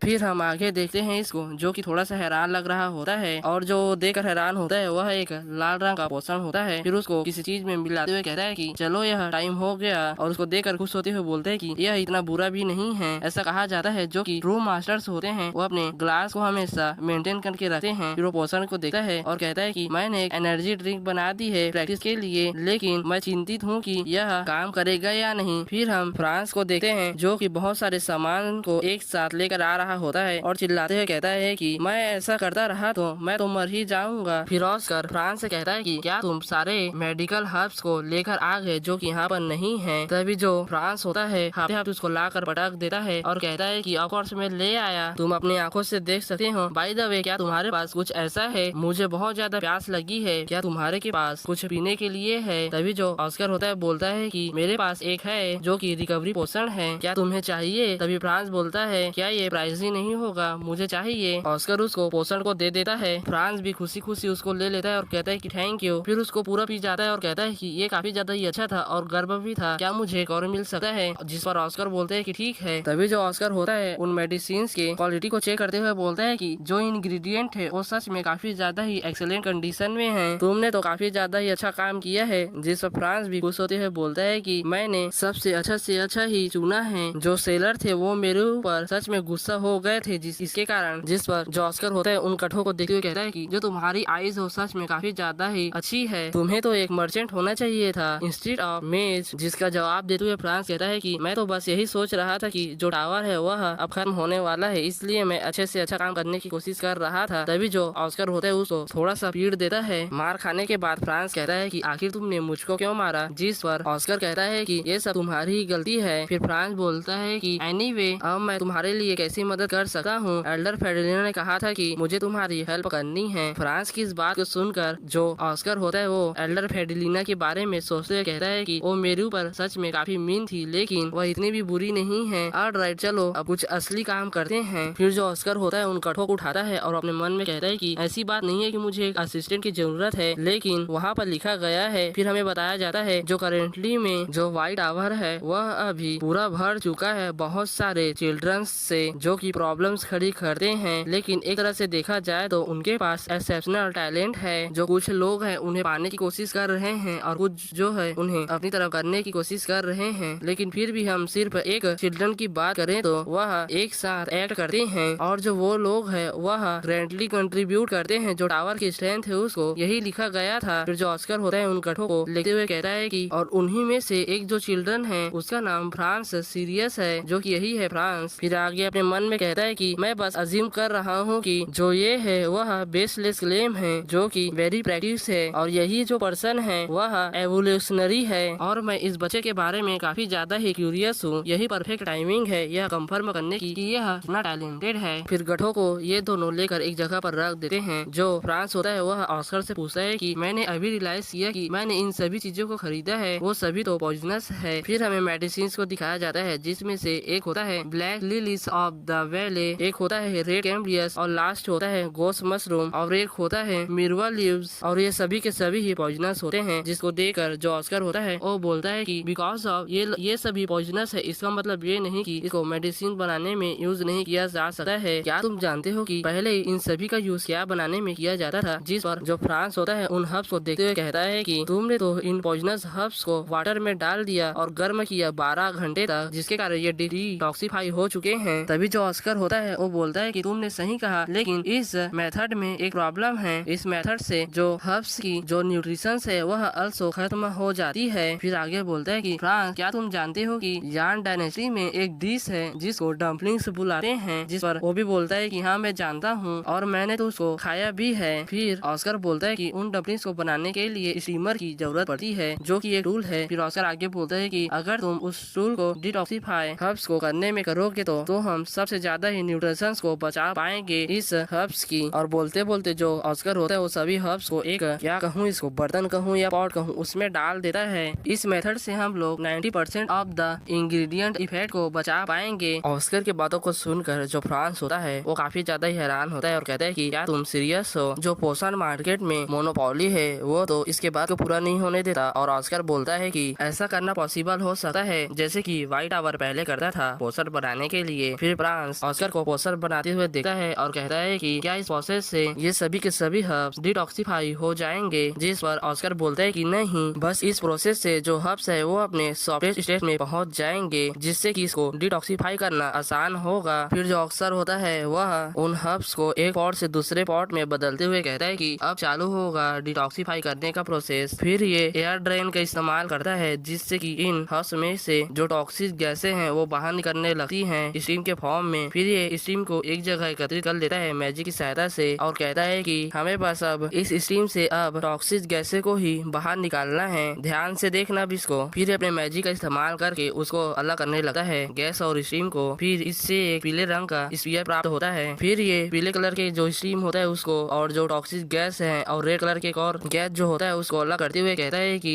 जो ये स्टीम है उसमें अब किसी भी प्रकार का टॉक्सिक पदार्थ नहीं है। अब हमें बस सभी हर्ब्स को एक निश्चित रेशियो में मिलाने की जरूरत है एक साथ। फिर बताता है कि 23% रेडियो कमेलियस और 47% मिर्वा लीव्स को मिलाना है। फिर उसको मिलाता है, देन बन गया एक नया पोषण। इसका नाम रेमडी है जो कि कैटना फ्लू के लिए इस्तेमाल किया जाता है। देखा ये कितना ज्यादा आसान था। जिसको देखकर फ्रांस जो होता है वो भौचक्का होता है और कहता है कि क्या सच में? फिर जो ऑस्कर होता है फ्रांस से बोलता है कि चलो अब तुम्हारी पारी, तुम ट्राई करके देखो। जिस पर फ्रांस भी मान जाता है। फिर जो फ्रांस होता है वह बकेट को देखते हुए कहता है कि उसने कहा कि ये इजियर होगा लेकिन मुझे तो एक साथ डिफरेंट मैजिक यूज करना ही नहीं आता और मैं इसको बता नहीं सकता कि मुझे एक साथ डुअल कास्ट करना नहीं आता। फिर ऑस्कर से कहता है कि चलो मैं स्टार्ट करता हूँ, पहले ड्रेन स्पेल से स्टार्ट करना है ना। फिर ये स्टार्ट कर देता है पोस्टर बनाने के लिए और एयर ड्रेन का इस्तेमाल करता है जिससे कि जो सारे स्ट्रीम्स होते ऊपर में चले जाते हैं जिसे कंट्रोल कर रहा होता है। इसको देखकर ऑस्कर अपने मन में बोलता है कि जो इसका माना कंट्रोल है वो थोड़ा सा अनस्टेबल है लेकिन ये इतना भी पूरा नहीं है इसकी एज में, हालांकि ये बस इतना ही कर सकता है। फिर हमें इसी को दिखाया जाता है जिसको तकलीफ हो रही होती है इस स्पेल को कास्ट करने में और प्रोसेस को करने में। जिसको देखकर ऑस्कर पूछता है कि क्या कुछ गलत है तुम्हारे साथ? जवाब देते हुए फ्रांस बोलता है कि क्या तुम मेरा मजाक उड़ा रहे हो? तुम जानते हो कि ना मुझे डुअल कास्ट करना नहीं आता। फिर आगे बोलता है कि तुम जरूर ही लेवल 4 या 5 में होगे जिसके कारण तुम इस प्रिंसिपल को अंडरस्टैंड करते हो, लेकिन मैं बस अभी 3 लेवल पर हूँ इसलिए मैं ये नहीं कर सकता। ऑस्कर बोलता है कि चलो मैं तुम्हें सिखा देता हूँ। फ्रांस बोलता है कि क्या तुम सच में मुझे सिखाने वाले हो इस सीक्रेट टेक्निक को? ऑस्कर बोलता है कि ऑब्वियसली मैं तुम्हें सिखाऊंगा, बस चलो अपने मन में सोचो कि एक साइड तुम पार्टीशंस को यूज करते हो अपने माइंड में और उसको समझाते हुए बोलता है कि जैसे कि लेफ्ट साइड के अपने ब्रेन में तुम पार्टीशंस को यूज करते हो लाइक मैजिक और दूसरे साइड यानी कि राइट साइड में तुम भी मैजिक को यूज करो। चलो अब इसको यूज करके देखो, तुम्हारे इसमें कुछ भी नहीं जाने वाला है। फिर फ्रांस भी बातों को मानते हुए उसको यूज करने लगता है और सक्सेसफुली एक ऑ को क्रिएट कर लेता है और एक खुद के अचीवमेंट से थोड़ा सा हैरान होता है। ऑस्कर ताली बजाते हुए बोलता है कि कांग्रेट्स, तुमने इसको जल्दी सीख लिया। फ्रांस बोलता है कि क्या इतना इजी था ये? तो आखिर तुमने इतने समय तक इस टेक्निक को छुपा कर क्यों रखा था? ऑस्कर जवाब देते हुए बोलता है कि क्योंकि जो यहाँ के मेजेस हैं वो काफी ज्यादा ही ही ग्रीडी हैं, यानी कि लालची हैं। फिर आगे अपने मन में बोलता है कि जो मेजेस होते हैं वो अपने सीक्रेट टेक्निक को किसी को नहीं सिखाते हैं, जिसके लिए उन्होंने काफी ज्यादा ही एफर्ट डाला होता है सीखने के लिए। फ्रांस को काम करते देखते हुए फिर से कहता है कि देखते देखते ये सब एक ट्रेडिशन बन गई, लेकिन जो blood shock the battle field था उसमें ये ट्रेडिशन कुछ भी नहीं था,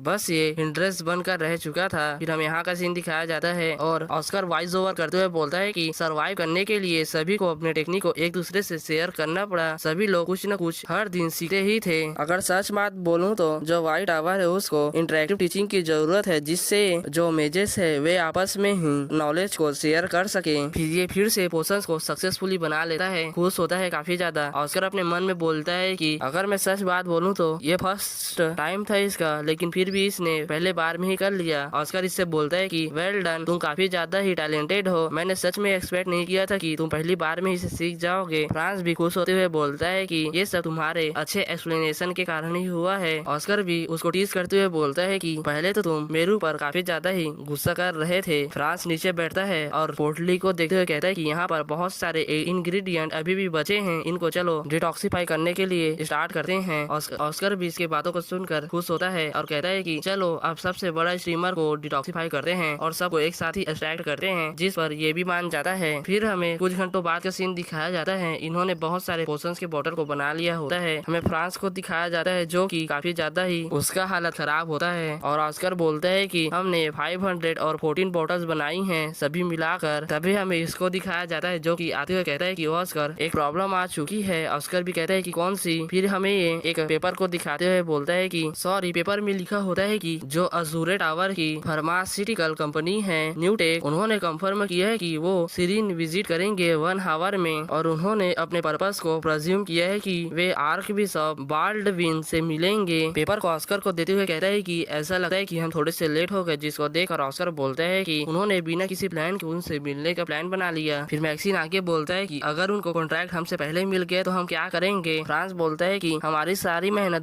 बेकार हो जाएगी। फिर ये दोनों आपस में शोक मनाने लगते हैं। जो ऑस्कर होता है उस पेपर को पढ़ता है और कहता है कि ये अभी खत्म नहीं हुआ है और इनसे कहता है कि अगर मेरी याददाश्त सही है तो जो कैटना फ्लू है वो क्लासिफाइड है एक बी रैंक के डिजास्टर के रूप में, तो हमारे पास अभी भी एक चांस है, चलो इसको ट्राई करते हैं। जिसको सुनकर जो मैक्सिन होता है हैरान होता है। ऑस्कर मैक्सिन से कहता है कि एल्डर, जो आपका फ्लाइट स्पीड है वो अन्य किसी वेगन से काफी ज्यादा ही तेज है। फिर यहाँ से हमारा सीन डायरेक्टली शिफ्ट होता है जो लॉजिंग इन सीरीन है, उसमें हमें एक रूम का सीन दिखाया जाता है जिसमें कि एक ओल्ड मैन यानी कि यही आर्क बिशप है जो कि बैठा है और उसके दरवाजे को कोई नॉक करते हुए बोलता है कि आर्क बिशप आपसे मिलने के लिए कुछ गेस्ट आए हैं। जिसको सुनकर ये भी कहता है कि उनको अंदर आने दो और हम इसके बारे में बताया जाता है स्टेट रिलीजियस का जो एम्पायर है अल्टेरा ऑर्डर, उसका ये आर्क बिशप है, इसका नाम वेल्डविन है। मैं इसको आर्क बिशप ही बुलाऊंगा और कभी कभी वेल्डविन भी बुला सकता हूँ, तो कंफ्यूज मत होना। तभी हम इन दोनों को देखते हैं जो कि अंदर आते हुए जो पहला वाला बंदा है जो कि अपना सर झुकाए हुए है ब्लू ड्रेस में, वो कहता है कि आपका धन्यवाद जो आपने हमारा केयर किया और हमें यहाँ पर आने दिया बिना किसी ट्रबल के। फिर हम इसी के बारे में बताया जाता है ये अजूरे टावर का लेवल 5 का मेज है, इसका नाम मोयरा मैने है। फिर हमें उसके पीछे में जो ब्लैक सूट में एक बंदा खड़ा है उसके बारे में बताया जाता है फार्मास्यूटिकल कंपनी का मैनेजिंग डायरेक्टर है, वो भी न्यूटेक का। न्यूटेक कंपनी का नाम है, इसका नाम नील ब्रियन है। आर्क बिशप इन दोनों से बोलते हैं कि चलो अपना सीट ग्रहण करो, जिस पर ये लोग भी उसका धन्यवाद करते हैं। फिर जो आर्क बिशप है वो खुश होते हुए बोलते हैं कि तुम मुझे बताओ कि तुम्हारा प्रोडक्शन कैसे चल रहा है जो कैटना फ्लू के एंटीबायोटिक है जिसका नाम रेमडी है उसके बारे में। जिस पर मोयरा बोलता है कि वो अभी अच्छा चल रहा है। आर्क बिशप बोलते हैं कि मैंने तो अजूरे टावर के न्यूटेक कंपनी से एक्सपेक्ट किया था कि वे लोग अभी तक उसके प्रोडक्शन को खत्म कर लेंगे। जिस पर मोयरा फिर से बोलता है कि अभी हमें क्लिनिकल ट्रायल्स के लिए जाना है और हमें उसको पास भी करना होगा। फिर उसके पीछे में जो बंदा होता है जिसका नाम नील है वो बोलता है कि अगर हमारा सक्सेसफुल रिजल्ट रहा तो हम एबल हो जाएंगे परमिशन के लिए जो एम्पायर के फूड और ड्रग रिसर्च एडमिनिस्ट्रेशन है। उसके बाद में फिर मोयरा आके बोलता है कि हालांकि जैसा कि आप जानते हो जो क्लिनिकल ट्रायल्स है वो 1-2 दिन में एंड तो नहीं होता है, तो जब हम इस मेडिसिन को लॉन्च करेंगे सेल करने के लिए तो मैं आपसे वादा करता हूँ मैं इसको हाफ ईयर में पूरी तरह से प्रोड्यूस कर दूंगा। हाफ ईयर की बात सुनकर जो आर्क बिशप है वो थोड़ा सा गुस्सा होते हैं और चिल्लाते हुए कहते हैं कि जैसा कि तुम जानते हो जो विंसी है उसको मुझे 4 मंथ्स में छोड़ना होगा, तो हमारे पास ज्यादा समय नहीं है। जिस पर मोयरा बोलता है कि जो हमारा शेड्यूल है वो एकदम टाइट है है। तभी जो इनके जो दरवाजा होता है उसको वापस से कोई नॉक करता है और कहता है कि आपसे कोई एक और मेज मिलने के लिए आया है। आर्कबिशप बोलता है कि चलो उसको अंदर आने दो और इनसे कहता है कि तुम लोगों ने बताया नहीं कि तुम्हारे अलावा यहाँ पर कोई और भी आने वाला है। जिस पर मोइरा कहते है कि हमें माफ करना, हमें भी नहीं पता कि हम यहाँ पर कौन आया है। आर्कबिशप बोलता है कि आखिर तो वो कौन है जो यहाँ पर आया है मिलने के लिए, चलो देखते हैं। तभी वहाँ से कोई एंटर करता है और एंटर करते हुए बोलता है कि अगर मुझे अच्छे से याद है तो एलसिया जो है वो एक वर्ड है जो कि आपके ऑर्डर के ग्रीटिंग करने के लिए यूज किया जाता है। जैसे कि हमारे में हाय होता है उनके में एलसिया है, तो कंफ्यूज मत होना। फिर हमें इसको दिखाया जाता है ऑस्कर को और कहता है कि मेरे ग्रीटिंग को एक्सेप्ट करो, मेरा नाम ऑस्कर क्रसियन है, मैं व्हाइट टावर का एक मेज हूँ जो कि लेवल 2 पे है अभी। और ये ऐसा कहकर मुस्कुरा रहा होता है और कहता है कि मैं आप लोगों के लिए एक मस्त बिजनेस ऑफर लेकर आया हूँ। और बस इसी के साथ यह चैप्टर खत्म होता है। फिर इस चैप्टर की शुरुआत अगले चैप्टर जहाँ से खत्म हुआ था वहीं से होती है। आर्कबिशप जो होता है वह ऑस्कर को देखकर थोड़ा सा हैरान होता है और ये दोनों भी और कहते हैं कि आखिर व्हाइट टावर के किसी मेज को यहाँ पर आने की क्या ही जरूरत पड़ गई। जिस पर ऑस्कर बोलता है कि मैं आपसे जो कैटना फ्लू के क्योर है उसके बारे में बात करने के लिए आया हूँ। इसके बात को सुनकर जो ये तीनों होते हैं एकदम शांत हो जाते हैं और हैरान भी होते हैं। आर्कबिशप ऑस्कर से बोलता है कि क्या ही परफेक्ट टाइमिंग है, ये दोनों भी यहाँ पर उसके बारे में ही बात करने के लिए आए हैं। फिर जो ऑस्कर होता है इन सभी से बोलता है कि मुझे ऐसा लगता है कि मैं काफी ज्यादा लेट हो चुका हूँ। जिसका जवाब देते हुए आर्कबिशप बोलते हैं कि कोई बात नहीं, यहाँ पर भी ये लोग पूरी तरह से प्रिपेयर्ड नहीं है, तो तुम अपनी बात रख सकते हो। फिर आर्कबिशप से ऑस्कर कहता है कि जैसा कि आप देख पा रहे हो कि मैं व्हाइट टावर के बिहाफ में यहाँ पर आया हूँ आप सभी से नेगोशिएट करने के लिए, अगर जरूरत पड़ी तो। इसके बात को काटते हुए ये बंदा बोलता है कि क्या ही झूठ है और चिल्लाते हुए बोलता है कि जो व्हाइट टावर है उनके पास तो किसी भी प्रकार का पैसा और टेक्नोलॉजी नहीं है जो कि एक क्योर को डेवलप कर सके। आर्कबिशप ऑस्कर से पूछता है कि आखिर तुम्हारा लास्ट नेम क्या है ऑस्कर। ऑस्कर भी आवाज देते हुए कहता है कि मेरा लास्ट नेम क्रसियन है, रसियन नहीं क्रसियन है। आर्कबिशप ऑस्कर से कहता है कि वेरी वेल ऑस्कर क्रसियन, क्या तुम्हारे पास सच में एक क्योर है कैटना फ्लू के लिए। ऑस्कर भी जवाब देते हुए कहता है कि आखिर किसकी इतनी हिम्मत है कि एक आर्कबिशप से झूठ बोलने की हिम्मत करे अल्टेरा ऑर्डर के। फिर जो ऑस्कर होता है वो एक बॉक्स को उसके सामने रखता है और कहता है कि ये एक सैंपल है। बॉक्स को खोलता है जिसमें कि एक पोर्शन होता है। फिर जो आर्कबिशप होता है वह ऑस्कर से कहता है कि अगर हम इस नेगोशिएशन के लिए मान जाते हैं और प्रोडक्शन के लिए बोलते हैं तो तुम लोग कितने समय में कितना प्रोड्यूस कर सकते हो। जो मोइरा होता है वो आर्कबिशप को कुछ बोलने की कोशिश करता है, लेकिन जो आर्कबिशप होते हैं उसको सुनाते हुए बोलते हैं कि तुम लोग ये नहीं कर पाए फिर भी यहाँ पर हो और तुम लोग यहाँ पर अनप्रिपेयर्ड होकर भी आए थे। जिस पर मोइरा भी डरते हुए बोलता है कि हमें परमिशन चाहिए एम्पायर की फूड और ड्रग एडमिनिस्ट्रेशन की। फिर ये ऑफिसर से बोलता है कि अगर हम अप्रूवल की बात करें तो क्या तुम्हारे पास एम्पायर के अप्रूवल है FDA वाला। जिस पर ऑस्कर जो होता है वो बोलता है कि नहीं है। फिर मोइरा जो होता है खुश होते हुए बोलता है कि जैसा कि हमने एक्सपेक्ट किया था आर्कबिशप, जो व्हाइट टावर का जो सिचुएशन है वो हमसे डिफरेंट नहीं है, हम लोग इसका मास प्रोड्यूस कर सकते हैं वो भी फैक्ट्रीज में बहुत सारे, अगर हमें इसके अप्रूवल मिल जाता है तो। और हमेशा से यह याद रखिए कि जो व्हाइट टावर है वो किसके बारे में बात कर रहे हैं। व्हाइट टावर के बारे में सुनकर जो ऑस्कर होता है वो चुप होता है और जो बोलता है मोइरा जो होता है आगे बोलता है कि अगर हम कंसीडर करें अजूर टावर का जो हिस्ट्री है उसको, हम लोग जो है हर किसी बीमारी की सबसे अच्छी से अच्छी दवा बनाते हैं ट्रीटमेंट के लिए। जो हमारी कंपनी है फार्मास्यूटिकल कंपनी वह अभी तक की सबसे बड़ी एग्जिस्टेंस है मेडिसिन के रूप में और यही सबसे बड़ी पॉइंट है हमारा। तभी जो ऑस्कर होता है वह गुस्से के साथ इनको बोलता है कि क्या तुम लोग अज्यूम कर रहे हो कि अजूर टावर की बहुत बड़ी हिस्ट्री है और अगर व्हाइट टावर की बात किया जाए तो तुम्हारी हिस्ट्री तो इसके सामने कुछ भी नहीं है। ऑस्कर की इस बात को सुनकर ये काफी ज्यादा गुस्सा हो जाता है और कहता है कि यही बेहतर होगा तुम्हारे लिए कि तुम अपनी बात को वापस लो। फिर जो ऑस्कर होता है वह किसी चीज को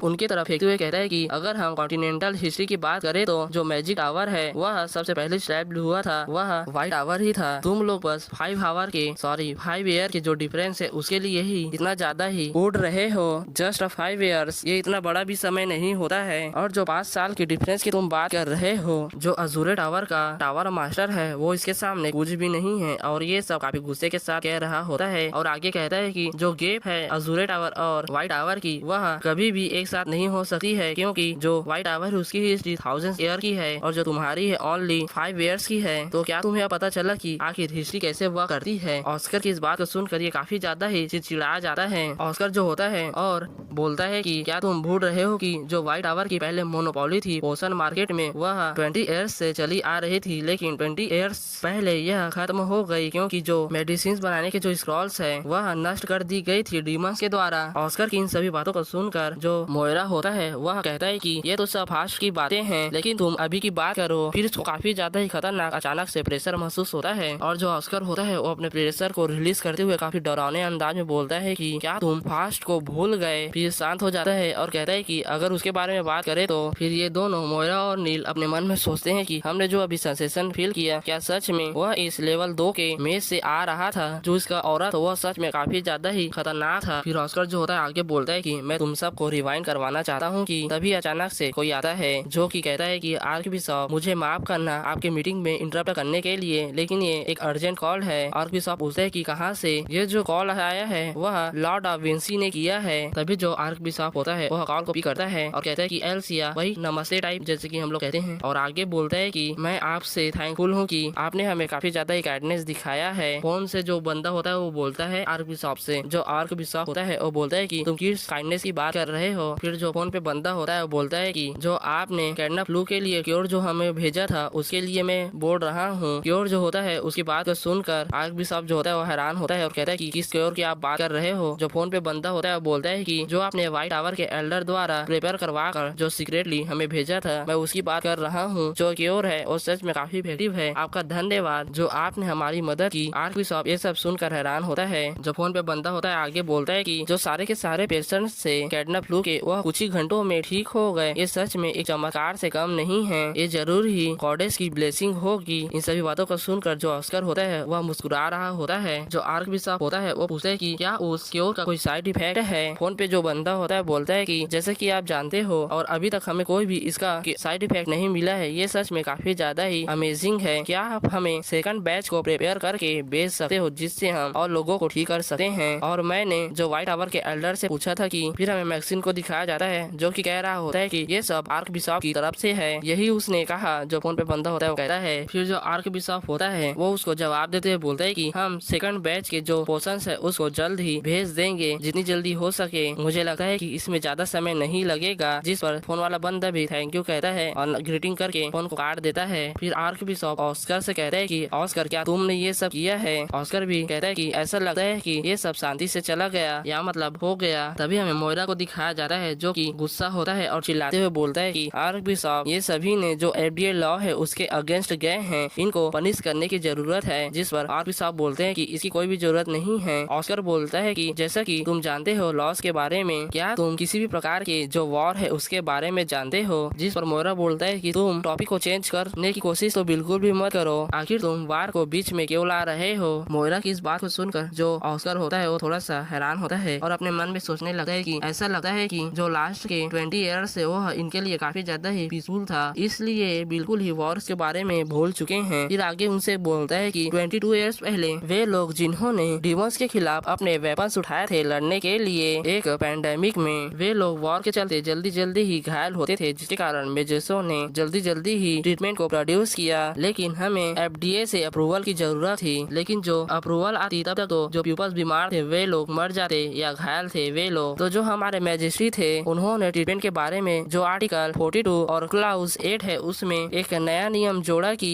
जब कोई भी वार होगा तो उसमें जो ट्रीटमेंट होगा उसको किसी भी FDA अप्रूवल की जरूरत नहीं होगी। इसको कैटेगराइज्ड में इसको स्पेशल ट्रीटमेंट दिया गया है और हम लोग एम्पायर के FDA जो लॉ है उससे इफेक्ट नहीं है। ऑस्कर की इन सभी बातों को सुनकर मोयरा बोलता है कि हम लोग अभी वॉर में नहीं है। ऑस्कर भी जवाब देते हुए कहता है कि यहाँ पर 3 केसेस है जिसको वार कंडीशन किया जाता है। फर्स्ट, जब हम किसी एम्पायर या स्पीसीज से वार में हो या लड़ रहे हो, और जो सेकंड है वह एक रेवोल्यूशन है जिसको वार कंसीडर किया जाता है, और लास्ट में एक बी रैंक का डिजास्टर जिसको वार के रूप में कंसीडर किया जाता है। जिसको सुनकर जो मोयरा होता है वह हैरान होता है और ऑस्कर बोलता है कि जो कैटना फ्लू है उसको बी क्लास की नेचुरल डिजास्टर के रूप में क्लासिफाइड किया गया है, इसलिए हमें जो एम्पायर के FDA लॉस है उसको फॉलो करने की बिल्कुल भी जरूरत नहीं है। जिसको सुनकर मोयरा जो होता है वो कुछ बोलने की कोशिश करता है, लेकिन जो नील होता है वह बोलता है कि आर्कबिशप अगर आपको हमारी जरूरत पड़ी तो बताना, अगर व्हाइट टावर ये सब कर सकता है तो हम भी इसको अच्छे से कर सकते हैं। और आगे ये बंदा वापस से बोलता है कि अगर आपको जो ट्रीटमेंट है उसको जल्द से जल्द विंसी स्टेट में पहुंचाना है तो इसके बात को काटते हुए जो आर्कबिशप है वो बोलते हैं कि ऐसा लगता है कि तुम अभी इस सिचुएशन को अंडरस्टैंड नहीं कर पाए हो। जिस पर बोलता है कि क्या। आर्कबिशप आगे बोलता है कि जो रेस है वह यहाँ पर खत्म होता है, जो कैटना फ्लू के क्योर्स बनाने के लिए वो है, और जो ट्रीटमेंट है उसको विंसी स्टेट में पहुंचाने के लिए। और प्लस में जो विंसी स्टेट के जो लॉर्ड है उन्होंने मुझे थैंक किया है कि मैं व्हाइट टावर के साथ काम कर रहा हूँ, इसलिए मैं अब जो अजूरे टावर है उसके साथ किसी भी प्रकार का काम नहीं करने वाला हूँ, इसलिए प्लीज आप लोग यहाँ से जा सकते हो। आर्कबिशप की बात को सुनकर ये काफी ज्यादा गुस्सा होता है और गुस्से के साथ कहता है कि मैं प्राइस को लोअर कर सकता हूँ आपके लिए। इसके बाद को जो आर्कबिशप होता है वो सुनकर बोलता है कि आखिर तुम्हारी हिम्मत कैसे हुई, क्या तुम मेरे इमेज को बाय करने की कोशिश कर रहे हो कुछ पैसों से। जिस पर जो नील होता है वो बोलता है कि मेरा ये मतलब नहीं था आपसे, और आर्कबिशप गुस्से के साथ बोलता है कि बहुत हुआ, अब मैं तुम्हारी कुछ भी बातों को नहीं सुनने वाला हूँ, प्लीज तुम लोग यहाँ से जा सकते हो। फिर ये दोनों यहाँ से उठते हैं और जाने लगते हैं, और जाते जाते जो मोयरा होता है ऑस्कर से बोलता है कि तुम्हें इसके लिए जरूर ही पे करना होगा। ऑस्कर भी अपने मन में बोलता है कि लगता है कि इसने किसी विलन के डायलॉग को किसी बुक से चुराया है। तभी जो ऑस्कर होता है वो मुस्कुराते हुए इनसे कहता है कि जो हमारा वैक्सीन है उसको हमने पैलेस में एक पेटेंट के रूप में रजिस्टर करवा दिया है। पेटेंट का मतलब तुम एक कॉपीराइट की तरह समझ सकते हो, जिसका यूज केवल तुम ही कर सकते हो और दूसरा कोई नहीं। ऑस्कर की इस बात को सुनकर जो मोयरा होता है वो फिर से गुस्सा होता है और वहाँ से जाते हुए फिर जो ऑस्कर होता है वो आगे कहता है कि अगर तुम इस ट्रीटमेंट को सेल करना चाहते हो तो तुम्हें व्हाइट टावर को पैसे देने होंगे इसके लिए, और मुझे ऐसा लगता है कि तुम लोग तो ऐसे बिल्कुल भी नहीं करने वाले हो, तो मुझे लगता है कि तुम लोग इसको छोड़ ही दो। जिसको सुनकर ये बंदा बहुत ज्यादा गुस्सा होता है और दांत को पीसते हुए वहाँ से जाने लगता है।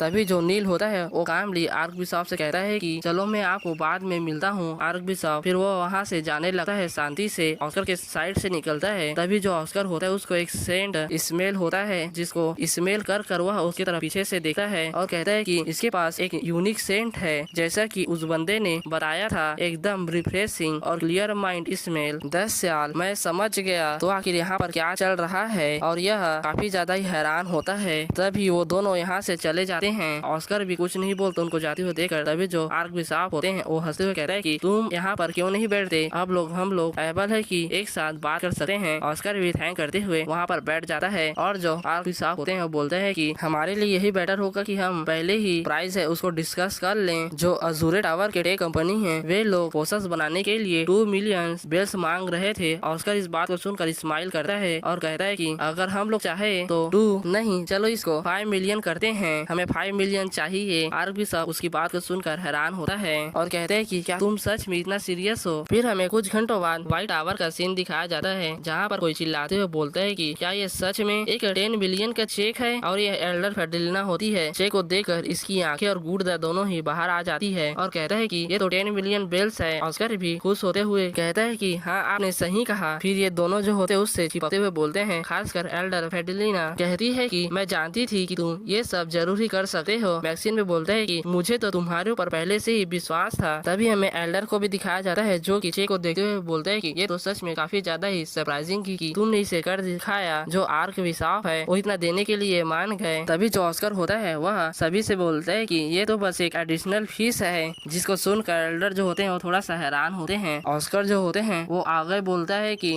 ये बस एक एडवर्टाइजमेंट फीस है, और यह बोलकर ऑस्कर जो होता है वह मुस्कुराने लगता है। और इसी के साथ यह चैप्टर यहाँ पर एंड होता है।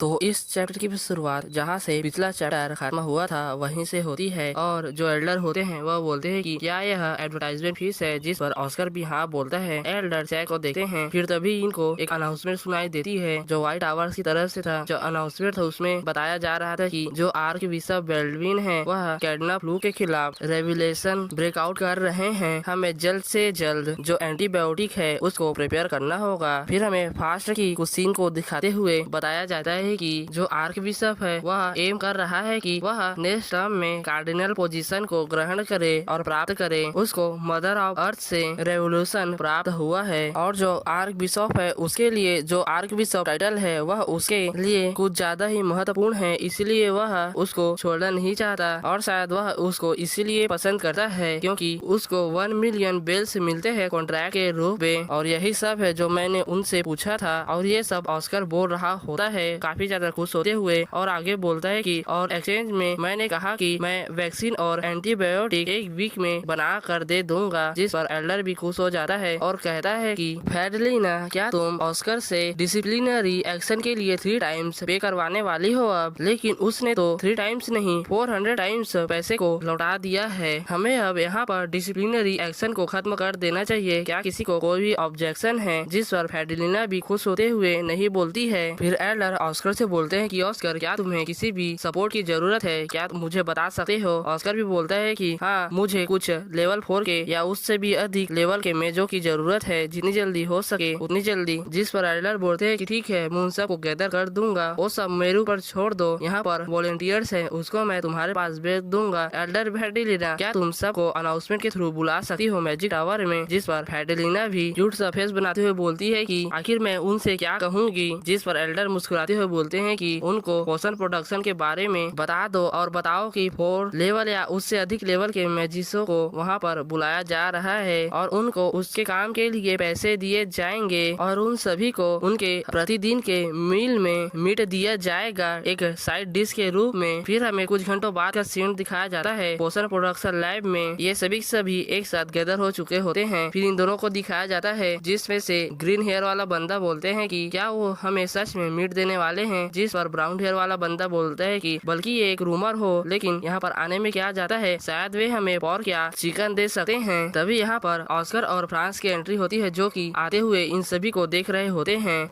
तभी जो ऑस्कर होता है वह ताली बजाता है और सीनियर को शांत रहने के लिए और सुनने के लिए कहता है, लेकिन कोई भी उसके बात के ऊपर ध्यान नहीं देता। सभी अपने चैटिंग्स में बिजी होते हैं, जिसको देखकर ऑस्कर कुछ नहीं बोलता। तभी एक चुटकी बजाता है और साउंड बेंडिंग मैजिक का इस्तेमाल करता है, जिससे सभी के कान में अजीबोगरीब आवाज सुनाई देने लगती है। फिर ऑस्कर इन सभी से कहते हैं कि एवरीवन इधर अटेंशन दो प्लीज। यहाँ पर एक रीजन है जिसके कारण तुम सभी गैदर हुए हो। हमें वैक्सीन और एंटीबायोटिक बनाना है कैटना फ्लू के लिए और मुझे तुम लोगों की नीड है। फिर हमें इन दोनों को दिखाया जाता है। ये ब्लैक हेयर वाला बंदा बोलता है कि क्या ये ही है जिसने हमें यहाँ पर गैदर किया है? फिर ये येलो हेयर वाला बंदा बोलता है कि आखिर इस जैसा जीनियस हमारे सामने वो क्यों कर रहा है मदद के लिए? फिर ये ब्लैक हेयर वाला बंदा वापस से बोलता है कि आखिर हम कैसे मेडिसिन बना सकते हैं? क्या यह एक स्कैम है? इन सभी की बातों को सुनकर ऑस्कर को कुछ समझ नहीं आता है। फिर जो ऑस्कर होता है फ्रांस से पूछता है कि हे फ्रांस, क्या ये लोग मुझे पसंद नहीं करते? जिस पर फ्रांस भी हाँ बोलता है। ऑस्कर बोलता है क्यों? फ्रांस बोलता है कि क्या तुम्हें याद नहीं कि तुमने पहले के समय में क्या क्या किया था? तुम्हारी जो हिस्ट्री है वो सच में काफी बेकार है। अगर मैं पर्सनली बताऊं तो जो तुम्हारी पर्सनैलिटी है वो काफी ज्यादा ही अनोइंग और एरोगेंट है। तुमने काफी ज्यादा ही मैजिक टावर के रिसोर्सेस को वेस्ट किया है और उनका कोई भी रिसर्च नहीं किया और तुमने उन सभी का अल्कोहल या ड्रिंक पीने में ही वेस्ट किया है। ऑस्कर भी फ्रांस की बातों को सुनकर एम्बैरेस होते हुए कहता है कि सच में काफी ज्यादा ही बेकार था। फिर तभी ऑस्कर को कोई बोलता है कि ऑस्कर क्रसियन, जरा सुनो। हमें इसको दिखाया जाता है जो कि पूछती है कि क्या मैं तुमसे कुछ क्वेश्चन पूछ सकती हूँ? फिर पूछती है कि जो व्हाइट टावर के प्रोडक्शन मेथड है वो तो लॉस्ट हो चुकी थी ना, तो हम लोग कैसे मेडिसिन को बनाएंगे? जिस पर ऑस्कर बोलता है कि मैंने उन सभी को रिकवर कर लिया है। तभी इन दोनों को दिखाया जाता है लड़कों को। वही येलो हेयर वाला बंदा बोलता है कि क्या इसने सच में सभी चीजों को गैदर कर लिया है? इसने तो पहले के समय में काफी ज्यादा मनी को वेस्ट किया था। तभी येलो हेयर वाली बंदी बोलती है कि क्या जो एंटीबायोटिक की इफेक्ट है वह प्रूवन हो चुकी है। जिस पर ऑस्कर बोलता है कि हाँ, हमने जो अल्टेरा ऑर्डर के आर्क बिशप है उसके साथ कॉन्ट्रैक्ट बना लिया है और उन्होंने ही इसको प्रूव किया है। जिस पर ये लड़की बोलती है कि तो ठीक है, जो तुम ये कर रहे हो सच में तुम्हारे लिए काफी ज्यादा ही वर्थ रखता होगा, लेकिन क्या तुमने हमसे झूठ बोला कि हमें काम करने के बदले में साइड डिश के रूप में मीट मिलेगी? क्या यह एक जोक था? तो क्यों हम लोग तुम्हारे ऊपर ट्रस्ट करें जो तुम हमें अपने प्रीशियस इंफॉर्मेशन को दे रहे हो? जिसका जवाब देते हुए ऑस्कर बोलता है कि अगर मैं हॉनेस्टली बात करूं तो मुझे अभी तक पता नहीं है कि तुम लोग मैजिक टावर में क्या कर रहे हो। जिस बात को सुनकर ये लड़की गुस्सा हो जाती है और कहती है कि जो तुम्हारा भी एटीट्यूड है वो सच में काफी बेकार है। अगर तुम अपने सीनियर से फेवर मांगना चाहते हो तो मुझे नहीं लगता कि हमें यहाँ पर अपना टाइम वेस्ट करना चाहिए। फिर यहाँ से जाते हुए कहती है कि मुझे नहीं पता कि तुम्हारा इंटेंशन कितना ज्यादा ग्रेट है और क्या तुम बनाना चाहते हो तुम जैसा जीनियस जो ये कह रहा है, लेकिन यहाँ पर कोई भी ऐसा पर्सन नहीं है जो तुम्हारी बात बात को सुने। फिर जो ऑस्कर होता है इस लड़की को कहता है कि मुझे पता है तुम लोग एग्जैक्टली में व्हाइट टावर को क्या दिए हो। जिस बात को सुनकर ये लड़की वहीं पर रुक जाती है और कहती है कि क्या कहा तुमने। फिर ऑस्कर कहता है कि लेवल 5 की मिसेस लीना व्हाइट जो कि 25 साल की है, तो इस लड़की का नाम लीना है। तुम्हारे टैलेंट के कारण और अच्छे जजमेंट के कारण जो 7 कॉर्पोरेशन है वो तुम्हें अपने रेड टावर में इंक्लूड करने के लिए स्कॉट किए थे, लेकिन तुमने उन सभी को रिजेक्ट कर दिया। लेवल 5 के मेज हारोक ड्रीवन जो कि 26 साल का है, जो रॉयल प्लेस है, उसने तुम्हें एक्नॉलेज किया है तुम्हारे मैजिक मार्शल आर्ट के एबिलिटी के कारण, और उन्होंने तुम्हें अच्छे पोजीशन के लिए रॉयल मेज में बुलाए थे, लेकिन तुमने उन्हें डिक्लाइन कर दिया। फिर हमें इस बंदे को दिखाया जाता है जो कि लेवल 5 का मेज है, डेकोरेट रेन जो कि 26 साल का है, और बताता है कि जो इंपीरियल एकेडमी है वो तुम्हें ऑफर किया था इंस्ट्रक्टर के पोजीशन के लिए, वो भी 4 टाइम्स, लेकिन तुमने उन्हें रिफ्यूज कर दिया। तब हमें लड़की को दिखाई जाती है जो कि लेवल 4 के मेज होती है, इसका नाम सेफिया रोज होता है, जो कि 23 साल की होती है। फिर इसको बोलता है कि तुम्हारे क्रिएटिव एल्केमी एबिलिटी के कारण तुम्हें टावर ट्राइज तुम्हें रिक्रूट करने का ट्राई किया था, लेकिन तुमने उन सभी को रिफ्यूज कर दिया। और यहाँ पर जितने भी लोग हैं उन सभी को इसी न किसी की तरह ही सिमिलर ऑफर्स मिले हैं, लेकिन तुम सब ने यहाँ पर रुकने का फैसला किया था। अगर मैं अपनी बात करूँ तो अगर मेरे पास ऐसी कोई भी ऑफर आती तो मुझे नहीं पता कि मैं क्या करता, क्या मैं उन्हें रिफ्यूज भी करता, लेकिन तुम सभी ने जो व्हाइट टावर पैलेस है उसको अमेंडेड नहीं किया, जो कि काफी ग्रेट बात है। तभी ये लड़की लीना ऑस्कर से कहती है कि जो क्या एल्डर हैं वे सभी इन सीक्रेट मीटिंग्स को जानते हैं, जिस पर ऑस्कर भी बोलते हैं कि हाँ, लेकिन उसके पास भी कोई चॉइस नहीं है प्रिटेंड करने का कि वो कुछ नहीं जानते, क्योंकि वह तुम सभी के ऊपर बर्डन नहीं डालना चाहते। जिस बात को सुनकर ये सभी शांत हो जाते हैं। फिर ऑस्कर जो होता है वह बोलता है कि जो व्हाइट टावर का पीपल्स है वह कुछ समय बाद ही विंटर में काफी ज्यादा ठंड को फेस करेंगे। अगर ऐसी सिचुएशन की बात की जाए तो हमें ऐसी जगह का खोज करना होगा जहाँ सभी गर्म रह सके। तुम लोगों ने यहाँ रहने का चूज किया है इतने ठंड में भी। फिर आगे कहता है कि अगर मैं इसी तरह ही लोगों के ऊपर विश्वास करता रहा तो आखिर कौन मेरे ऊपर ट्रस्ट करेगा। अगर तुम सभी को ये सब पसंद नहीं है तो तुम लोग यहाँ से जा सकते हो। फिर मगरमच्छ का आंसू बहाते हुए कहता है कि मैं तो सिर्फ एक लो लेवल का मेज हूँ जो कि अपने काम में स्ट्रगल कर रहा है। फ्रांस साइड में होता है और कहता है कि जो इसके मगरमच्छ के आंसू हैं उसके ऊपर आखिर कौन विश्वास करेगा। जो फिर जो फ्रांस होता है वो ऑस्कर को कहता है कि क्या तुम मेरे बारे में भूल रहे हो। ऑस्कर अपने काम में लगते हुए कहता है कि फ्रांस चलो जल्दी करते हैं, हमें जल्द इन कामों को निपटाना होगा, हमें अभी शुरू करने की जरूरत है काम को। फिर ये अपने ग्लासेस को पहन लेता है काफी ज्यादा निराश होकर। तभी इसके पास लीना आती है जो कि कुछ नहीं बोल रही होती है, तभी थोड़ी सी खांसती है अटेंशन पाने के लिए ऑस्कर की। फिर ये सभी आ जाते हैं और कहते हैं कि क्या हमें इन ग्लासों को पहनने की जरूरत है। जिस पर ये बंदा जो कि ग्रीन हेयर वाला है वो बोलता है कि हाँ, आखिर क्यों, तुम सभी कामों को अपने आप से करने वाले हो, हमें भी अपने काम में मदद करने दो। तभी रोज सभी को आवाज देते हुए बोलती है कि चलो यहाँ आ जाओ, हम यहाँ पर स्टार्ट करने वाले हैं। फिर जो फ्रांस होता है वो खुश होते हुए बोलते हैं कि क्या मैं यहाँ पर ड्रीम देख रहा हूँ कि तुमने अपने बातों से ही सबको कन्वेंस कर लिया। ऑस्कर भी खुश होते हुए बोलता है कि अगर यह ड्रीम भी हो तो यह इतना बुरा भी नहीं है। फिर ऑस्कर कहता है कि मैं तुम सभी को एडवांस में बता देता हूँ कि जो हम तुम्हें साइड डिश देने वाले हैं वह पोर्क नहीं बल्कि एक चिकन होगा। जिसको सुनकर ये सभी खुश हो जाते हैं। फिर ऑस्कर बोलता है कि और बीफ भी साथ में होगा, बीफ शायद इनका डिश होगा। और ये सुनकर ये सभी के सभी ही पागल से हो जाते हैं और चिल्लाने लगते हैं। फिर हमें नरेटर की तरफ से बताया जाता है कि जो वैक्सीन है और एंटीबायोटिक है वह सक्सेसफुली बन गया। हमने 140% से भी ज्यादा तेजी से काम किया और ओरिजिनल गोल को प्राप्त कर लिया। फिर हमें 1 वीक बाद का सीन दिखाया जाता है। हमें ऑस्कर को दिखाया जाता है जो कि गार्डन में डोल रहा होता है। तभी वहाँ पर फूलों से बना एक हार्ट होता है और उसके बीच में एक पतिया होता है, जिसको देखकर ऑस्कर अपने मन में बोलते हैं कि क्या इसने वो ओल्ड मैन वेल्टर ने किया है। तो सभी को याद ही होगा वह गार्डनर जो कि हमने पिछले कुछ चैप्टरों में देखा था, जो ऑस्कर का एक बडी बन चुका था। बात करने के लिए ऑस्कर अपने चेयर पर बैठता है और न्यूज़पेपर को पकड़ता है और अपने मन में कहता है कि वो जरूरी वापस आएगा। मैं श्योर हूँ कि जो व्हाइट टावर मास्टर है वह उसे ढूंढ लेगा और यहाँ पर ला देगा। फिर न्यूज़पेपर को खोलता है, उसको देखने लगता है और पढ़ने लगता है। उसमें लिखा होता है कि जो विंसी टेरिटरी है उसने अनाउंस किया कि जो उसका पेंडेमिक है वह खत्म हो चुका है। बस 2 दिन बाद जब कैटनप फ्लू के एंटीबायोटिक को विंसी टेरिटरी में डिस्ट्रीब्यूट किया था वह समाप्त हो चुका था बस 2 ही दिन में। और जो यह सिग्नल था वह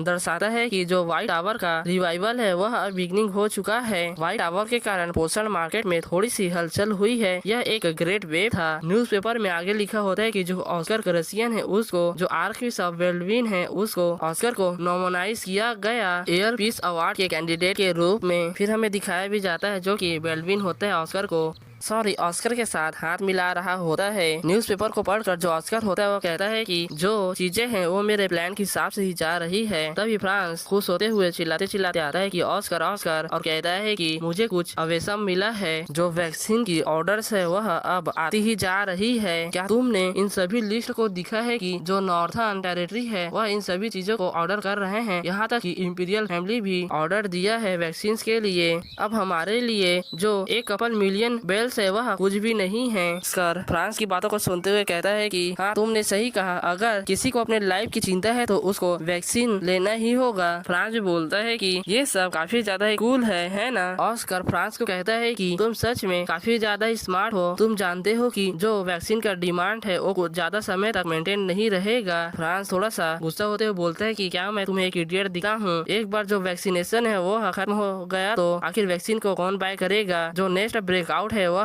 डोजेन टेरिटरी में हुआ था 1 साल पहले। ऑस्कर खुश होते हुए बोलता है कि तुम्हें चिंता करने की कोई भी जरूरत नहीं है पैसे के बारे में। मैं काफी ज्यादा ही पोशंस को प्रिपेयर करूंगा जिससे डिमांड बढ़ती रहेगी। फ्रांस भी खुश होते हुए बोलता है कि क्या तुमने बस एक ही पोशन को रिकवर नहीं किया था, क्या तुम्हारे पास कोई प्लान है? क्या तुम स्टार्ट ईयर्स की फॉर्मूला को जानते हो? मैंने इसके बारे में रूमर सुना था। ऑस्कर बोलता है कि नहीं, जो पोषण है उसको लो एंड मिड रैंक पोषण के रूप में सेल किया जाता है। ये अभी समय नहीं है उसको बनाने की। और तुम देख ही सकते हो जो कि फ्रांस है वह कैसा फेस बना रहा है यहाँ पर। तभी हमें स्टार्ट ईयर्स के बारे में बताया जाता है। यह बहुत ज्यादा फेमस है व्हाइट टावर के रिकवरी पोषण के रूप में। ये सच में चमत्कारी पोषण है क्योंकि यह दैट पर्सन को भी बैक ला सकता है लाइफ में। और जब व्हाइट टावर की तरफ से इस पोषण को रिलीज किया गया था तो सच में क्योस समझ गया था। फिर अपने मन में कहता है कि लेकिन हम उसको बनाएंगे तो एक बात का डर है, जो कि हाइना जैसे बास्टर्ड लोग है वह इसको चुरा कर प्रोडक्ट करने की जरूर कोशिश करेंगे। हाइना कौन है लिटरली मुझे नहीं पता इस टाइम पर, आगे के चैप्टर में शायद पता चलेगा। मैं भी सेफ था क्योंकि आर्क बिशप को मैंने अपने शील्ड की तरह इस्तेमाल किया। हमें अपने व्हाइट टावर के पावर को पहले इंक्रीज करने की जरूरत है जिससे हम भविष्य में सेफ रह सकें। फिर जो ऑस्कर होता है वह फ्रांस से कहता है कि ग्रेट, चलो तुमने जैसा कि मेंशन किया था हम मटेरियल्स को गैदर करते हैं। फ्रांस भी एकदम निराश होते हुए कहता है कि आखिर मैंने क्या मेंशन किया था। ऑस्कर बोलता है कि लेंटस लीव, प्यूसुन स्टीम, और ऑस्कर के बात को पूरा नहीं होने देता। फ्रांस चिल्लाते हुए कहता है कि यहाँ पर और है, हम उन दोनों चीजों को बहुत ज्यादा कठिन है गैदर करना। फिर फ्रांस बोलता है कि क्या तुम जानते हो कि उनको कैसे गैदर करना है? जो सीरीन है उसको स्पेशल प्रोडक्ट के रूप में उगाती है ना।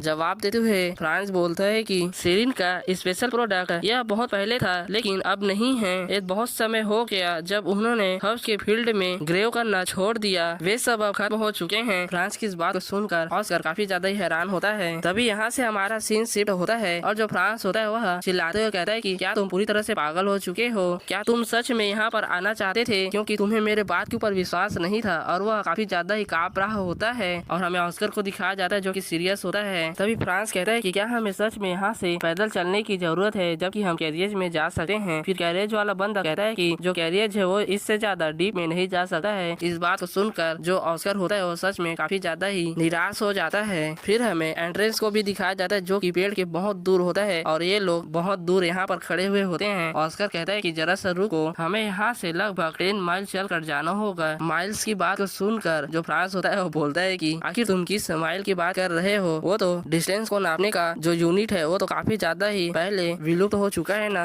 लगभग 18 साल पहले यह विलुप्त हो चुका है। ऑस्कर चौंकते हुए कहता है कि आखिर तुम माइल्स को यूज नहीं करते हो तो किसको यूज करते हो? माइल्स मतलब जैसे कि किलोमीटर होता है ना, उसी टाइप का। फ्रांस ऑस्कर को बोलता है कि आखिर तुम्हारे साथ क्या गलत है? जो डिस्टेंस है उसको मीटर के रूप में यूनिफाइड किया गया है और पॉन्स को भी ग्राम से स्विच कर दिया गया है। ऑस्कर हैरान होते हुए कहता है कि क्या सच में उन सभी को खत्म कर दिया गया है? हालांकि मुझे पता है कि जो पाउंड्स होता है उसको कैलकुलेट करना काफी ज्यादा डिफिकल्ट होता है, बट क्या कैलकुलेशन करने में मजा नहीं आता था? मैं तो इसको काफी ज्यादा ही इंजॉय करता था, माइल्स और पाउंड्स को। चलो कोई बात नहीं, तुम लोगों का धन्यवाद, pounds and miles, bye bye. और ऐसा क्या करवा हाथ जोड़ने लगता है उनके लिए और यह सब अपने मन में सोच रहा होता है। तभी फ्रांस बोलता है कि मैं वहाँ पर एक हट देख सकता हूँ। तभी ये दोनों डोलते डोलते उस हट के पास पहुँच जाते हैं। तभी जो फ्रांस होता है वह हट के पास जाते हुए कहता है कि यहाँ पर कोई है क्या। तभी वहाँ से एक ओल्ड मैन निकलता है जो कि काफी यानी कि भूत की तरह बोलते हैं कि क्या तुम लोग वहाँ से चलते हुए यहाँ तक आए हो। जिसे फ्रांस बोलता है कि माफ करना, लेकिन हाँ जो कैरियज है वह यहाँ पर चलते हुए नहीं आ सकता है। तभी जो ऑस्कर होता है वो पीछे देखता है और कहता है कि आखिर वह क्या है। तभी उसके पीछे एक हमें गाड़ी से दिखाया जाता है जो कि आ रहा होता है। तभी ये गाड़ी इनके पास आ जाती है, फिर यहाँ पर रुकती है। तभी यहाँ से ओल्ड मैन बोलते हैं कि हे ओनर, क्या तुम अपने इस जगह को यहाँ पर मेरे पास बेचोगे। और बस इसी के साथ यह चैप्टर यहाँ पर एंड होता है। तो मैं आप सबको बता दूं इसका सारा चैप्टर्स खत्म हो चुका है और यह